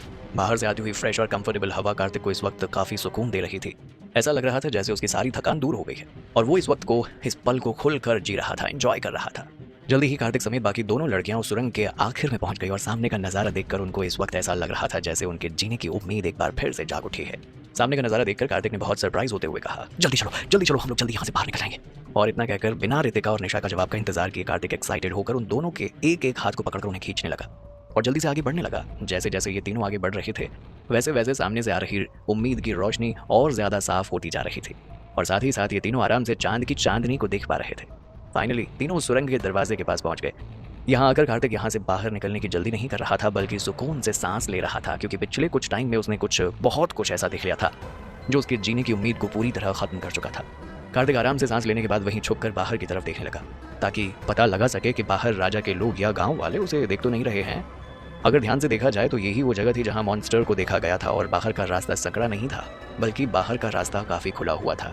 इसीलिए कार्तिक बहुत सोच समझ कर आगे बढ़ रहा था ताकि फिर से कोई मॉन्स्टर उस पर अटैक ना कर दे। कुछ देर तक ध्यान से आसपास की जगह को देखने के बाद कार्तिक को पता चला कि उनकी ये अंडरग्राउंड सुरंग एक बड़ी सी घाटी की चट्टान के नीचे बनी हुई थी और यहाँ चारों तरफ पेड़ ही पेड़ हैं जो इस नज़ारे को और भी ज्यादा खूबसूरत बना रहे हैं। ऐसा नज़ारा देखकर कार्तिक ने पीछे मुड़कर लिटिल निशा से पूछा, निशा क्या तुम्हें पता है कि ये जगह कौन सी है? कार्तिक का सवाल सुनकर लिटिल निशा कंफ्यूजन के साथ बाहर की सिचुएशन को देखने लगी और अगले ही पल उसने ना में अपना सिर हिला दिया। लिटिल निशा का जवाब सुनकर कार्तिक ने गहरी लंबी सांस ली और उसे अपने मन ही मन में उसने सोचा कि वो इतनी छोटी बच्ची से इस तरह का सवाल कैसे पूछ सकता है जो खुद कभी अपने ट्राइबल लोगों के घेरे से बाहर ही नहीं निकली थी। उसे कैसे पता होगा कि ये कौन सी जगह है? भले ही निशा यहाँ की रहने वाली थी पर फिर भी उसे कहीं बाहर आने जाने नहीं दिया जाता था, इसीलिए उसे यहाँ के बारे में नहीं पता था। कुछ सोचकर कार्तिक ने इंस्ट्रक्शन देते हुए कहा, अगर ऐसी बात है तो बाहर जाने के बाद हम सब लोगों को बहुत ही ज्यादा ध्यान रखना होगा और ध्यान ये रखना होगा कि हम बिल्कुल भी आवाज ना करें। कार्तिक की बात सुनकर रितिका ने तुरंत सहमत होते हुए कहा, बाहर जाते वक्त हम सबको बहुत ज्यादा ध्यान रखना होगा। हो सकता है कि बाहर अभी भी वो बड़े से मॉन्स्टर हमें मिल जाए, क्योंकि जितना मुझे पता है वो लोग ज्यादातर पूरे साल यहीं पर रहते हैं। मैं जानती हूँ कि वो लोग रोशनी में नहीं देख सकते, पर इसका मतलब ये नहीं है कि वो लोग हमारे साथ कुछ नहीं करेंगे। हो सकता है कि वाइब्रेशन के जरिए वो लोग हम तक पहुंच जाएं और हमें नुकसान पहुंचा दें। वैसे तो फिलहाल बाहर बहुत शांति थी और इस वक्त बाहर मॉन्स्टर के होने के किसी भी तरह से कोई भी निशान नहीं दिख रहे, पर फिर भी कार्तिक या रितिका इस वक्त किसी भी तरह का रिस्क नहीं ले सकते थे और ना ही कोई लापरवाही कर सकते थे। अगर इन लोगों ने किसी भी तरह कोई भी लापरवाही दिखाई तो हो सकता है कि तुरंत ये लोग किसी खतरे में पड़ जाएं और कार्तिक इस बार ऐसा अपने साथ बिल्कुल नहीं होने दे सकता था। तीनों एक एक करके उस सुरंग से बाहर आ गए। वैसे तो बाहर अभी भी अंधेरा था और रात का समय होने की वजह से चारों तरफ घोर सन्नाटा था। काला अंधेरा होने की वजह से इन लोगों को आगे बढ़ने में डर लग रहा था, पर फिर भी ये लोग लाइट नहीं जला सकते थे क्योंकि अगर ये लोग ऐसा करते तो इनके दुश्मनों को तुरंत पता चल जाता। तीनों धीरे धीरे करके आगे बढ़ने लगे और रास्ते में आ रही उन ब्रांचेस और पेड़ों को पूरी तरह से अवॉइड कर रहे थे जिनके पास जाने की वजह से थोड़ा सा भी शोर शराबा हो सके। कार्तिक ने एक नजर आसमान की तरफ देखा और वहां देखकर ऐसा लग रहा था कि शायद इस वक्त सुबह के 3 या 4 बज रहे होंगे और ये दिन का सबसे अंधेरा टाइम होता था जब चारों तरफ सिर्फ काला अंधेरा छाया रहता था। हालांकि इतनी सारी विपरीत परिस्थितियां होने के बावजूद इन लोगों के पास सिचुएशन में एक एडवांटेज था, वो ये कि ये लोग जल्दी जल्दी आगे बढ़ सकते थे और साथ ही साथ अगर आसपास किसी भी तरह का कोई खतरा हुआ तो ये लोग जल्दी से उसे पहचान भी सकते थे और खुद को बचा भी सकते थे। कार्तिक, रितिका और निशा तीनों ही जल्दी जल्दी आगे बढ़ते जा रहे थे और तीनों को ही नहीं पता था कि आगे कब उनके साथ क्या हो जाए। अभी तक उन लोगों को कोई मॉन्स्टर दिखाई नहीं दिया था। धीरे धीरे ये लोग आगे बढ़ते जा रहे थे और बढ़ते कदमों के साथ साथ इन लोगों की टेंशन थोड़ी कम होती जा रही थी क्योंकि इनका मॉन्स्टर को लेकर जो डर था वो भी कम हो गया था। जल्दी ही तीनों को एक छोटी सी नदी दिखाई दी और उस नदी को देखकर उन्होंने डिसाइड किया कि ये लोग नदी के जरिए आगे बढ़ेंगे। जल्दी ही तीनों उस घाटी में से नीचे उतरे और वाटरफॉल के सहारे झरने के नीचे की तरफ पहुंच गए। कार्तिक ने पीछे मुड़कर देखा तो मूनलाइट की वजह से पूरा जंगल साफ साफ दिखाई दे रहा था और झरने को इस तरह से नदी में बहता हुआ देखकर ये जगह किसी स्वर्ग से कम नहीं लग रही थी। कार्तिक इस वक्त साफ तौर पर दूर दूर तक देख सकता था और उसे जंगल के आखिर में साफ तौर पर माउंटेन राजा का गांव दिखाई दे रहा था जहां से बहुत मुश्किल से ये लोग बचकर भागे थे। हालांकि जो बात इस कार्तिक को बहुत ज्यादा हैरान कर रही थी वो ये थी कि माउंटेन राजा का वो गांव इस वक्त पूरी तरह से आग की चपेट में आ चुका था और उस गांव के ऊपर एक बड़ी सी एयरशिप दिखाई दे रही थी और उस एयरशिप के केबिन में से एक लाइट बार बार नीचे गांव की जमीन पर आकर गिर रही थी और ये लाइट एयरशिप के आगे पीछे होने की वजह से गांव में चारों तरफ फैल रही थी और इसके अलावा राजा के उस गांव में इस वक्त काफी तेज लड़ाई हो रही थी। ये सब कुछ देखकर कार्तिक एकदम दंग रह गया। उसने केव में सिर्फ एक ही रात गुजारी थी पर इतनी सी देर में पूरा गांव जल उठा था। चारों तरफ लड़ाई और शोर शराबा हो रहा था। कार्तिक को कुछ समझ नहीं आ रहा था कि अचानक से गांव में लड़ाई होनी क्यों शुरू हो गई और पुरानी सी दिखने वाली एयरशिप्स हवा में कहां से आ गई। कार्तिक इतने दिनों से इस प्रिमिटिव विलेज में रह रहा था, इसीलिए उसे इतना तो समझ में आ गया था कि इस पूरे माउंटेन इलाके में कहीं भी किसी के भी पास एयरशिप्स नहीं है। अगर आज ये सब दिखाई दे रही है तो इसका मतलब बिल्कुल साफ है कि जरूर ये इस माउंटेन इलाके से बाहर से ही आई है। कार्तिक को विश्वास तो बिल्कुल नहीं हो रहा था। उसने अचानक से कहा, मुझे ऐसा लग रहा है कि वो एयरशिप हमें बचाने के लिए आई है। ये भी हो सकता है कि वो लोग शुक्ला परिवार के लोग हों जो हमें ढूंढते हुए यहाँ तक आए हों। क्या हमें बाहर जाकर एक बार चेक करना चाहिए? कार्तिक का सवाल सुनकर रितिका भी कुछ देर के लिए सोच में पड़ गई। उसे भी डिसीजन लेने में वक्त लग रहा था। कुछ सोचकर उसने कहा, इस वक्त मैं एयरशिप के बारे में नहीं सोच रही हूँ, बल्कि ये सोच रही हूँ कि गांव के लोग अचानक से क्यों लड़ रहे हैं। अचानक से पूरे गांव में लड़ाई शुरू हो जाने की वजह से सारे लोग काफी हैरान हो गए थे और कंफ्यूज हो गए थे। रितिका की बात सुनकर कार्तिक ने अचानक से कुछ सोचा। शायद ये बात अभी तक रितिका ने गौर नहीं की थी। कार्तिक की आंखें एकदम से चमक उठी और उसने खुश होते हुए कहा, मेरे सबॉर्डिनेट्स और शुक्ला परिवार के लोग दोनों यहाँ आ गए, वरना उनके गांव में जाने से लड़ाई क्यों होती। वो सब लोग तो हमें ढूंढ रहे हैं। इस वक्त पूरे गांव में हथियारों के चिल्लाने की आवाजें आ रही थी और कहीं कहीं बंदूक का इस्तेमाल भी हो रहा था। ये आवाज भले ही बहुत धीमी थी, पर कार्तिक उस आवाज को आराम से सुन पा रहा था। कार्तिक को ये बात अच्छे से पता थी कि इस पूरे प्रिमिटिव विलेज में कहीं भी कोई भी मॉडर्न हथियारों का इस्तेमाल नहीं करता है। इसका मतलब साफ था कि बाहर से ही ये लोग यहाँ पहुंचे हैं। यहाँ पहुंचने की हिम्मत दो ही लोग कर सकते हैं, या तो शुक्ला परिवार के लोग हो सकते हैं या फिर कार्तिक के अपने सबऑर्डिनेट्स जो उसे ढूंढते हुए यहाँ तक आ गए हैं। कार्तिक ने मन ही मन में सोचा कि अगर बाहर से आया कोई इंसान सिर्फ इन प्रिमिटिव विलेज के लोगों से लड़ने आया होता तो कब का इन लोगों को मार चुका होता, क्योंकि उसके पास मॉडर्न हथियार थे। ये सब करने में उसे बहुत वक्त नहीं लगता और ना ही इस वक्त इतना ज्यादा शोर शराबा हो रहा होता। कार्तिक ने आगे सोचा कि जरूर ये लड़ाई प्रिमिटिव लोगों के बीच में नहीं, बल्कि कार्तिक के सबऑर्डिनेट्स और शुक्ला परिवार के लोगों के बीच में हो रही है। दोनों के ही पास मॉडर्न हथियार हैं, इसीलिए ये शोर शराबा हो रहा है और आग उठती हुई दिखाई दे रही है। क्या लगता है आपको, क्या कार्तिक के लोग उसे बचा पाएंगे? जहाँ लगने लगा था कि जरूर उसके लोग शुक्ला परिवार के लोगों के बीच में झगड़ा हो रहा है और इसीलिए वहाँ पर हथियारों का इस्तेमाल हो रहा है और गोली चलने की आवाज़ आ रही है, क्योंकि यहाँ रहने वाले प्रिमिटिव विलेज के लोगों के पास आजकल के मॉडर्न हथियार तो थे नहीं। अचानक से कार्तिक काफ़ी एक्साइटेड हो गया और एक्साइटेड होते हुए उसने डिसीजन लेकर कहा, चलो जल्दी से इनके पास चलकर उन्हें मिलते हैं, जरूर मैगी के साथ बाकी लोग भी आए होंगे। और इतना कहकर कार्तिक रितिका और लिटिल निशा को अपने साथ खींचते हुए वाटरफॉल के बॉटम एरिया की तरफ जाने लगा। अब अगर प्रिमिटिव विलेज की तरफ देखा जाए तो कार्तिक ने अभी अभी जो अनुमान लगाया था वो बिल्कुल सही था। सच में मैगी ने कार्तिक का पता लगा लिया था और साथ ही साथ शुक्ला परिवार के लोगों को भी कार्तिक के यहाँ होने के बारे में पता चल गया था। मैगी जब इस वाइल्ड माउंटेन इलाके में एंटर हुई थी तो उस वक्त मैगी के बाकी साथी अलग अलग दिशा में चले गए थे और मैगी के साथ जो लोग आए थे वो 10-20 टीम्स में बट गए थे। इस पूरे इलाके में कोई भी किसी से कांटेक्ट नहीं कर पा रहा था और कम्युनिकेशन ना होने की वजह से हर टीम अपने अपने हिसाब से डिसीजन ले रही थी और आगे बढ़ रही थी। किस्मत से मैगी इस प्रिमिटिव विलेज के पास पहुंच गई थी जहां पर कार्तिक रुका हुआ था और यहां आकर उसने तुरंत अपने एयरशिप को गांव में लैंड करवा दिया। गांव में जितने भी लोग थे, जैसे ही उन्होंने इतनी बड़ी एयरशिप को आसमान से अपने गांव में आते हुए देखा तो सब लोग हैरान हो गए। किसी ने भी आज से पहले इतनी बड़ी एयरशिप देखी ही नहीं थी। अचानक से बाहर से आए हुए लोगों को और इतनी बड़ी एयरशिप को देखकर यहाँ रहने वाले लोग बहुत ज्यादा डर गए और डर के मारे जमीन पर गिर गए। किसी में भी खड़े होने की हिम्मत तक नहीं हो रही थी। इन लोगों को ऐसा लग रहा था जैसे ये एयरशिप पृथ्वी का ना होकर किसी दूसरे ग्रह से आया हो। वहीं दूसरी तरफ मैगी जब एयरशिप से बाहर आई तो उसने बहुत बार यहाँ रहने वाले लोकल लोगों से बात करने की कोशिश की, पर यहाँ की भाषा ना समझ आने की वजह से कोई भी ना तो उसे कुछ बता पा रहा था और ना कुछ समझा पा रहा था। मैगी परेशान होकर इधर उधर घूमने लगी। तभी उसकी नज़र उस सामान पे पड़ गई जो रितिका कार्तिक जल्दी जल्दी में यहाँ छोड़ गए थे।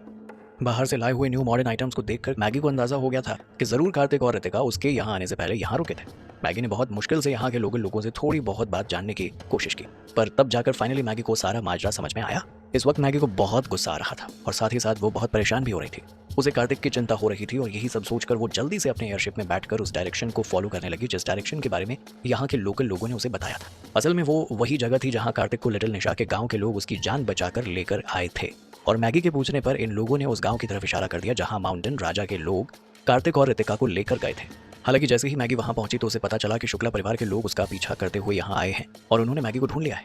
वैसे तो शुक्ला परिवार के लोग दूसरी डायरेक्शन से यहाँ आए थे और उनकी किस्मत अच्छी थी कि ये सारे लोग एक साथ इस माउंटेन राजा के प्रिमिटिव गांव में टकरा गए और यहाँ के नेटिव लोगों से बात करने के बाद उन्हें पता चला कि कार्तिक कुछ टाइम के लिए यहाँ रुका था। शुक्ला परिवार के लोगों को जैसे ही ये बात पता चली तो वो लोग बहुत ज़्यादा खुश हो गए, क्योंकि वो लोग बहुत टाइम से कार्तिक को ढूंढ रहे थे। कार्तिक को ढूंढते हुए कोई भी सुराग हाथ नहीं लगा था, पर फाइनली जब इन लोगों को पता चला कि कार्तिक यहीं आसपास में होगा कहीं तो ये सारे लोग मन ही मन काफ़ी खुश हो गए। हालांकि सारे लोग ज़्यादा देर तक खुश हो पाते उससे पहले ही इन लोगों को यहाँ के लोकल लोगों ने बताया कि कार्तिक और रितिका को यहाँ की डेविल केव में बंद किया गया था। गुफा का नाम लेते वक्त भी यहाँ के लोगों के चेहरे पर डर साफ नजर आ रहा था। यहाँ के लोगों का मानना था कि जो लोग एक बार इस खतरनाक गुफा में चले जाते हैं तो वो कभी वापस जिंदा नहीं लौटते। शुक्ला परिवार के लोगों ने तो जैसे ही ये बात सुनी तो तुरंत सारे लोग घबरा गए, क्योंकि वो सब लोग यहाँ इतनी दूर कार्तिक को जिंदा वापस ले जाने के लिए आए थे। अगर कार्तिक को कुछ होता है तो शुक्ला परिवार को बहुत बड़ा नुकसान हो जाएगा, जिसे ये लोग कभी बर्दाश्त नहीं कर पाएंगे। कुछ सोचकर शुक्ला परिवार के लोगों ने डिसाइड किया कि वो अपने साथियों के साथ उस खतरनाक गुफा में जाकर कार्तिक के बारे में और ज्यादा इन्वेस्टिगेशन करेंगे और वो लोग यहाँ से जा पाते उससे पहले ही मैगी यहाँ पहुंच गई। आसमान में इतनी बड़ी एयरशिप देखकर सब लोगों का ध्यान तुरंत उसकी तरफ चला गया। शुक्ला परिवार के लोगों को तो पहले से ही पता था कि इन सभी एयरशिप्स का इस्तेमाल कार्तिक के सबऑर्डिनेट उसे ढूंढने के लिए कर रहे हैं।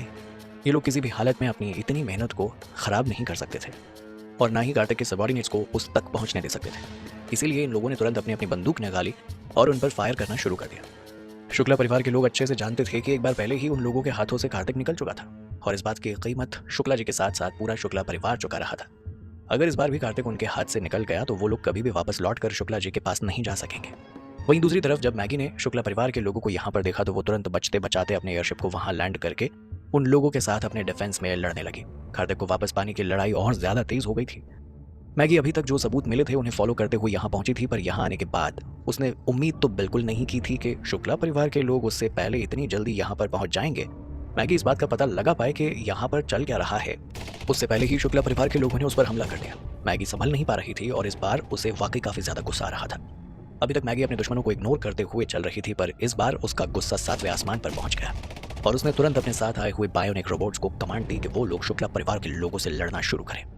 मैगी का एयरशिप जिस वक्त हवा में जमीन से कुछ मीटर ऊंचाई पर था, उसी वक्त मैगी का ऑर्डर मिलते ही उसके साथ आए हुए बायोनिक रोबोट तुरंत ऊंचाई से जमीन पर कूद गए और शुक्ला परिवार के लोगों से लड़ना उन्होंने शुरू कर दिया। शुक्ला परिवार के लोग संख्या में काफी ज्यादा थे और उनके पास मॉडर्न हथियार भी बहुत सारे थे, पर फिर भी उनका मुकाबला इस वक्त एक मशीन से हो रहा था और जो हर चीज में काफी आगे थे और बायोनिक रोबोट से लड़ना हर तरह से इन लोगों के लिए नामुमकिन था। जल्दी ही ये लड़ाई वन साइडेड लड़ाई में बदल गई। अभी तक जो शुक्ला परिवार ऑफेंसिव होकर लड़ रहा था वो जल्दी ही इन बायोनिक रोबोट्स के सामने डिफेंसिव पोजीशन पर आ गया और खुद की जान बचाने की कोशिश करने लगा। पर कहते हैं कि अच्छा वक्त भी काफी देर तक नहीं रहता। जैसे ही मैगी और उसके बायोनिक रोबोट शुक्ला परिवार के लोगों पर जीत हासिल करने वाले ही थे, तभी तक अचानक से जमीन हिलने लगी और एक अनजान मैग्नेटिक इंटरफेरेंस दिखने लगा। और ये इंटरफेरेंस बार्बराइन माउंटेन इलाके में पाए जाने वाले मैग्नेटिक इंटरफेरेंस से 1000 गुना ज्यादा पावरफुल था। वैसे तो बायोनिक ह्यूमन रोबोट की बॉडी पूरी तरह से मेटल से कवर की गई थी, जिससे बाहर हो रहे इंटरफेरेंस का उन पर कोई असर ना हो, पर आखिर में थी तो ये भी एक इलेक्ट्रॉनिक मशीन ही, और ये कब तक इस इंटरफेरेंस से बचकर रह सकती थी। अचानक से हुए इस मैग्नेटिक इंटरफेरेंस से 1 दर्जन से भी ज्यादा बायोनिक ह्यूमन रोबोट्स की स्पीड को तुरंत स्लो कर दिया। इस सिचुएशन में ये लोग बहुत धीरे काम कर रहे थे और इसी सिचुएशन का फायदा शुक्ला परिवार के लोगों ने उठाया। इन लोगों ने तुरंत मैगी और बाकी लोगों पर हमला करना शुरू कर दिया और जल्दी ही सभी बायोनिक रोबोट्स को घुटने टेकने पर मजबूर कर दिया। खुशकिस्मती से मैगी अभी भी एयरशिप में बैठी हुई थी और इस वक्त उसके पास हैवी वेपन्स थे जिनका इस्तेमाल वो लगातार इन लोगों को कंट्रोल करने के लिए कर रही थी। हालांकि ये सिचुएशन मैगी के लिए भी आसान नहीं थी और इतनी देर तक लड़ने के बाद भी सिचुएशन मैगी को बहुत ज्यादा ऑप्टिमिस्टिक नहीं लग रही थी। मैगी के पास इस वक्त सिर्फ 10 कॉम्बैट स्ट्रेंथ के बायोनिक रोबोट थे, तो वहीं दूसरी तरफ शुक्ला परिवार के लोग इस वक्त 500 से भी ज्यादा थे। बायोनिक रोबोट के होने के बाद चाहे 500 लोग हों या 5000 लोग हों, मैगी को चिंता करने की कोई जरूरत नहीं थी। पर अचानक से आए इस अनजान मैग्नेटिक इंटरफेरेंस से इन सभी रोबोट्स की स्पीड स्लो हो गई थी और इसी वजह से ये सिचुएशन धीरे धीरे मैगी के हाथों से निकलती जा रही थी। काफी देर तक उन दोनों पार्टीज के बीच उसी तरह लड़ाई होती रही, पर जल्दी ही मैगी को एहसास हो गया कि शुक्ला परिवार के लोगों को अभी तक कार्तिक नहीं मिला है, वरना ये लोग कब का कार्तिक को अपनी कैद में दिखाकर मैगी और उसके लोगों को घुटने टेकने पर मजबूर कर देते। जल्दी ही ये सब कुछ सोचकर मैगी बहुत ज्यादा खुश हो गई। हालांकि इस वक्त उसे चिंता भी हो रही थी।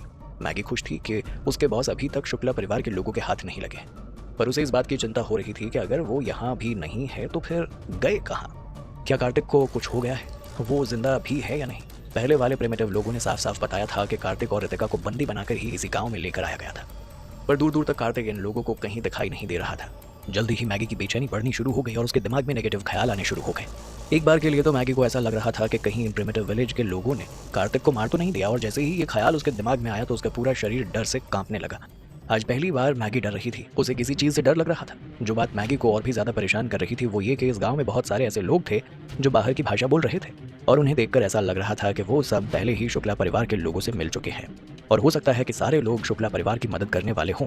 हालांकि मैगी को नहीं पता था कि उसके यहाँ आने से पहले ही शुक्ला परिवार और यहाँ के लोगों के बीच में एक डील हो गई थी, जिसमें शुक्ला परिवार के लोगों ने यहाँ रहने वाले लोगों से वादा किया था कि वो अगर शुक्ला परिवार के लोगों की मदद करेंगे और कार्तिक को उस डरावनी गुफा से जिंदा बाहर लाने में हेल्प करेंगे तो शुक्ला परिवार के लोग इन लीडर्स को अपने साथ इस माउंटेन इलाके से बाहर ले जाकर इन्हें बहुत सारा पैसा और बाकी चीजें इनाम के तौर पर देंगे और साथ ही साथ इन सब लोगों को एक अच्छी लाइफस्टाइल भी दी जाएगी। यहाँ पर ज्यादातर सारे हंटर टीम के लीडर्स बाहरी दुनिया से भाग कर आए थे और यहाँ रहने के अलावा उनके पास कोई भी दूसरा ऑप्शन नहीं था।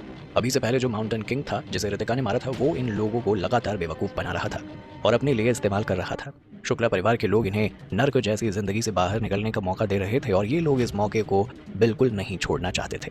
क्या लगता है आपको, क्या होगा अब कार्तिक और रितिका के साथ? था जिसे रितिका ने मारा था वो इन लोगों को लगातार बेवकूफ बना रहा था और इन्हें अपने लिए इस्तेमाल कर रहा था। हालांकि शुक्ला परिवार के लोग इन्हें इस नर्क जैसी जिंदगी से बाहर निकलने का मौका दे रहे थे और ये लोग इस मौके को बिल्कुल भी छोड़ना नहीं चाहते थे। इसीलिए अब की करंट सिचुएशन ये थी कि ये लोग मैगी से डील करने के लिए शुक्ला परिवार को फॉलो कर रहे थे। अब वैसे भी मैगी जो कि लड़ने की कैपेसिटी उसकी थी ही, वो धीरे धीरे कम भी होती जा रही थी। उसे इस वक्त 2 ग्रुप्स ने घेर लिया था। इस वक्त उसके लिए यहाँ अकेले खड़े रहना बहुत ज़्यादा डिफिकल्ट और रिस्की हो सकता था। पर अगर आज ये मैगी के लिए एक फेलियर भी होता तब भी वो यहाँ से पीछे नहीं हटना चाहती थी। कार्तिक इन सेवेज माउंटेन में कहीं गायब हो गया था और इसके लिए इस वक्त कार्तिक को ढूंढने के लिए किसी भी तरह का क्लू ढूंढना आसान नहीं था। उसे हर हाल में कार्तिक को बचाना था, तो ऑफकोर्स पीछे तो वो हट नहीं सकती थी। अगर वो एक बार शुक्ला परिवार के लोगों से बचकर यहाँ से भागने में कामयाब हो जाती है तो इससे कोई फर्क नहीं पड़ता कि अभी कार्तिक की प्रेजेंट सिचुएशन क्या है, वो ये इनिशिएटिव खो देगी। इस वक्त इन लोगों के बीच में जो लड़ाई वाली सिचुएशन थी वो बहुत ज्यादा टेंस थी और तभी वहां पर कार्तिक आ जाता है। कार्तिक, लिटिल निशा और रितिका तीनों रेन फॉरेस्ट से आ जाते हैं। वो जैसे जैसे विलेज के पास पहुंचते हैं उनके कदम लड़खड़ाने लगते हैं। कार्तिक को अब तक नहीं पता था कि ये एयरशिप्स मैगी यहाँ लेकर आई है। हालांकि वो उसके करीब जाने की हिम्मत भी नहीं कर रहा था और वो वहीं खड़े रहकर बहुत ही ध्यान से विलेज के अंदर की सिचुएशन को ऑब्जर्व कर रहा था। पर जब कार्तिक ने देखा कि विलेज के लोग शुक्ला परिवार के साथ मिलकर उसके बायोनिक रोबोट्स पर अटैक कर रहे हैं तो एक पल के लिए तो वो जैसे दंग रह गया। जब उसने हवा में उड़ती हुई एयरशिप्स देखी जो शुक्ला फैमिली के आसपास घूम रही थी, तब जाकर कार्तिक को फाइनली वहां की सारी सिचुएशन समझ में आई। उसने जल्दी से अपने बैग से एक लार्ज फायर क्रैकर निकाले और जिन्हें जलाकर आसमान में फेंक दिया। पर एक बार एक्सप्लोजन के बाद उसे कोई रिस्पॉन्स नहीं मिला। पूरा विलेज केओस में था। वहां सभी तरह के वेपन्स एक्सप्लोड किए जा रहे थे। वहीं एयरशिप से मैगी लगातार नीचे की तरफ फायर किए जा रही थी। कार्तिक के विलेज के बाहर जो वीक एक्सप्लोजन किया गया था उसमें इतनी आवाज नहीं थी, इसीलिए वो किसी का भी ध्यान अपनी ओर अट्रैक्ट नहीं कर पाया। इस वक्त सबका ध्यान बस लड़ाई पर ही फोकस्ड था और जो कार्तिक ने विलेज के बाहर फायर क्रैकर फेंका था वो वहां के लोगों के लिए एक हल्की सी लाइट के जैसा था। इस वक्त तक शुक्ला फैमिली के सबऑर्डिनेट्स भी बहुत ज्यादा एंग्शियस हो गए थे। उन्हें कार्तिक से रिलेटेड एक क्लू तो मिल गया था पर वो उसे ढूंढ नहीं पा रहे थे। यहाँ तक कि वो कार्तिक के सबऑर्डिनेट्स तक भी पहुंच चुके थे। इस वक्त यहाँ कार्तिक के जितने सबऑर्डिनेट्स थे वो उन लोगों के सामने कुछ भी नहीं थे और अब तो उसके बायोनिक रोबोट्स भी उनकी इतनी हेल्प नहीं कर पा रहे थे। इसीलिए शुक्ला फैमिली इस सिचुएशन का अच्छे से एडवांटेज ले सकती थी। हालांकि जब स्टार्टिंग में ये लड़ाई स्टार्ट हुई थी तो उन्हें लगा था कि 10 बायोनिक ह्यूमन रोबोट्स उनके वेपन से बच नहीं पाएंगे। हर तरह के लाइट वेपन्स उन्हें बिना किसी इंजरी के हिट कर सकते हैं और अगर उन पर लार्ज कैलिबर वेपन से अटैक किया जाए तो उन्हें टेम्परेरी पीछे हटा सकते हैं। इसीलिए जब ये लड़ाई स्टार्ट हुई तो शुक्ला फैमिली के लोगों को बहुत लॉस सफ़र करना पड़ा था क्योंकि उन्होंने सिचुएशन को समझे बिना ही उन पर अटैक कर दिया था और उन्हें हैवी कैजुअलिटीज़ भी सफ़र करनी पड़ी थी। फॉर्चुनेटली जल्दी ही सिचुएशन उनके फेवर में आ गई और बायोनिक ह्यूमन रोबोट की अटैक करने की कैपेसिटी और स्ट्रेंथ मिस्टीरियसली इंटरप्ट हो गई। हालांकि शुक्ला फैमिली के लोगों को नहीं पता था कि सडनली उन रोबोट्स की स्पीड और कैपेसिटी इसलिए कम हो गई थी क्योंकि वहां पर स्ट्रॉन्ग मैग्नेटिक इंटरफेरेंस था। इसीलिए लोग फिर से अपनी पूरी ताकत लगाकर लड़ने लगे और इसलिए वो इस वक्त शायद ये लड़ाई जीत भी सकते थे। स्टार्टिंग में जब उन ह्यूमन बायोनिक रोबोट ने शुक्ला फैमिली के लोगों पर अटैक किया था तब उन लोगों की तो सिट्टी पिट्टी ही गुम हो गई थी। वो लोग इतने ज्यादा डर गए थे कि डर के मारे उनकी पैंट गीली होने लगी थी। पर फिर बायोनिक रोबोट्स की स्पीड स्लो हो गई और ये देखकर इन लोगों के हौसले फिर से बुलंद हो गए और फिर से ये वापस लड़ाई करने लगे। वहीं मैगी एयरशिप से अपने बायोनिक रोबोट्स को सपोर्ट करने के लिए हैवी वेपन यूज कर रही थी और वो शुक्ला फैमिली पर अटैक करने के लिए फायर पावर यूज करने लगी थी। हालांकि क्योंकि एयरशिप हवा में उड़ रही थी इसीलिए उसका डिफेंस बहुत ज्यादा वीक था। हिट ना कर पाने की वजह से उसने अपना गुस्सा निकालते हुए 2 मैगजीन्स खाली कर दी थी और उसके बाद उसने एयरशिप को कंट्रोल किया ताकि वो ऊंची उड़ान भर सके।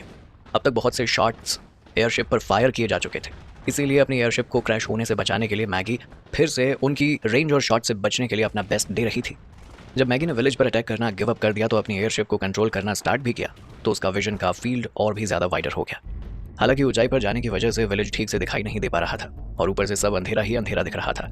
इसीलिए कार्तिक ने जब अपना फायर क्रैकर यूज किया तो मैगी उसे नहीं देख पाई। पर कार्तिक भी उस एयरशिप का अटेंशन पाने के लिए लगातार रितिका की हेल्प से उन फायर क्रैकर्स को जलाकर हवा में छोड़ रहा था। हालांकि कार्तिक ने ये एक्सपेक्ट नहीं किया था कि वो एयरशिप ग्राउंड पर अजीब से दिखने वाले जो मॉन्स्टर थे उनका ध्यान अट्रैक्ट नहीं कर पाई थी। इसका रीजन ये था कि ग्राउंड पर बहुत ज्यादा धूल उड़ रही थी और इस वजह से अचानक से आई इस आंधी में किसी को कुछ भी नजर नहीं आ रहा था। इसके अलावा हर कोई एक दूसरे से लड़ने में बिजी था, इसीलिए किसी के भी पास इतना वक्त नहीं था कि वो ऊपर एयरशिप्स को जाते हुए देख सके। हालांकि एक चीज जिस पर कार्तिक का ध्यान अचानक से चला गया वो थे बहुत से मॉन्स्टर। उन्हें देखकर कार्तिक एकदम हैरान हो गया और चीखते हुए बोला, ये सब क्या हो रहा है? ये मॉन्स्टर मेरा पीछा क्यों कर रहे हैं? ये लोग कहीं मुझे ढूंढते हुए यहाँ तक तो नहीं आ गए? कार्तिक की बात सुनकर रितिका ने सामने की तरफ देखा जहां से धूल उड़ते हुए उनकी ही तरफ आ रही थी। ये कहने की जरूरत नहीं थी कि ये अचानक से उड़ती हुई धूल उन मॉन्स्टर्स की ही थी और उनके आने का इशारा कर रही थी। ये सब देखकर रितिका ने तुरंत कार्तिक से कहा, कार्तिक अपने शरीर पर बंधे हुए फायर क्रैकर्स का इस्तेमाल करो। इस वक्त जो हालत थे उसमें कार्तिक के पास इतना वक्त नहीं था कि वो बहुत ज्यादा सोचे, इसलिए उसने जल्दी से अपने पास रखे हुए बड़े बड़े फायर क्रैकर्स निकाले और उन्हें जलाने की तैयारी करने लगा। कार्तिक ध्यान से सामने की तरफ देखने लगा और अपने उन दुश्मन मॉन्स्टर्स के जमीन के बाहर निकलने का इंतजार करने लगा। जैसे ही वो लोग बाहर आए तो उसने तुरंत उन फायर क्रैकर्स को उन मॉन्स्टर्स पर डाल दिया। कार्तिक को समझ नहीं आ रहा था कि ये मॉन्स्टर्स उस पर और उसके साथ आई हुई इन दोनों लड़कियों पर अटैक क्यों कर रहे हैं। गांव में भी तो बहुत सारे लोग थे पर वो लोग सिर्फ इन तीनों के पीछे ही पड़े हुए थे। कार्तिक ने जल्दी से उन मॉन्स्टर्स पर फायर क्रैकर्स फेंका और एकदम शांत हो गया। किसी ने कोई मूवमेंट नहीं किया क्योंकि इन लोगों को डर लग रहा था कि अगर इन्होंने कुछ भी किया तो कहीं ये मॉन्स्टर इन पर हमला ना कर दे। इस तरह के मॉन्स्टर से डील करना बिल्कुल भी आसान नहीं था, क्योंकि ये लोग हमला करके तुरंत मिट्टी में खुद को छुपा लेते थे या फिर अंडरग्राउंड हो जाते थे। इस वजह से दूसरी पार्टी को पता भी नहीं चलता था कि कब इनके साथ क्या हो गया। एक बार हमला करने के बाद ये लोग जमीन में जाकर इस तरह छुप जाते हैं कि दुश्मन का हमला इन लोगों को कोई नुकसान नहीं पहुंचाता। इन लोगों पर हमला तभी किया जा सकता था जब ये लोग जमीन के बाहर आकर अटैक करने लगे और उसी वक्त दूसरी तरफ की पार्टी को पता चल जाए और तुरंत उन लोगों पर वो अटैक कर दे। ऐसे में कार्तिक भी इसी पल का इंतजार कर रहा था। वो इन लोगों के बाहर आने का इंतजार कर रहा था ताकि अपनी की हुई सारी तैयारियों को एक साथ इस्तेमाल कर सके।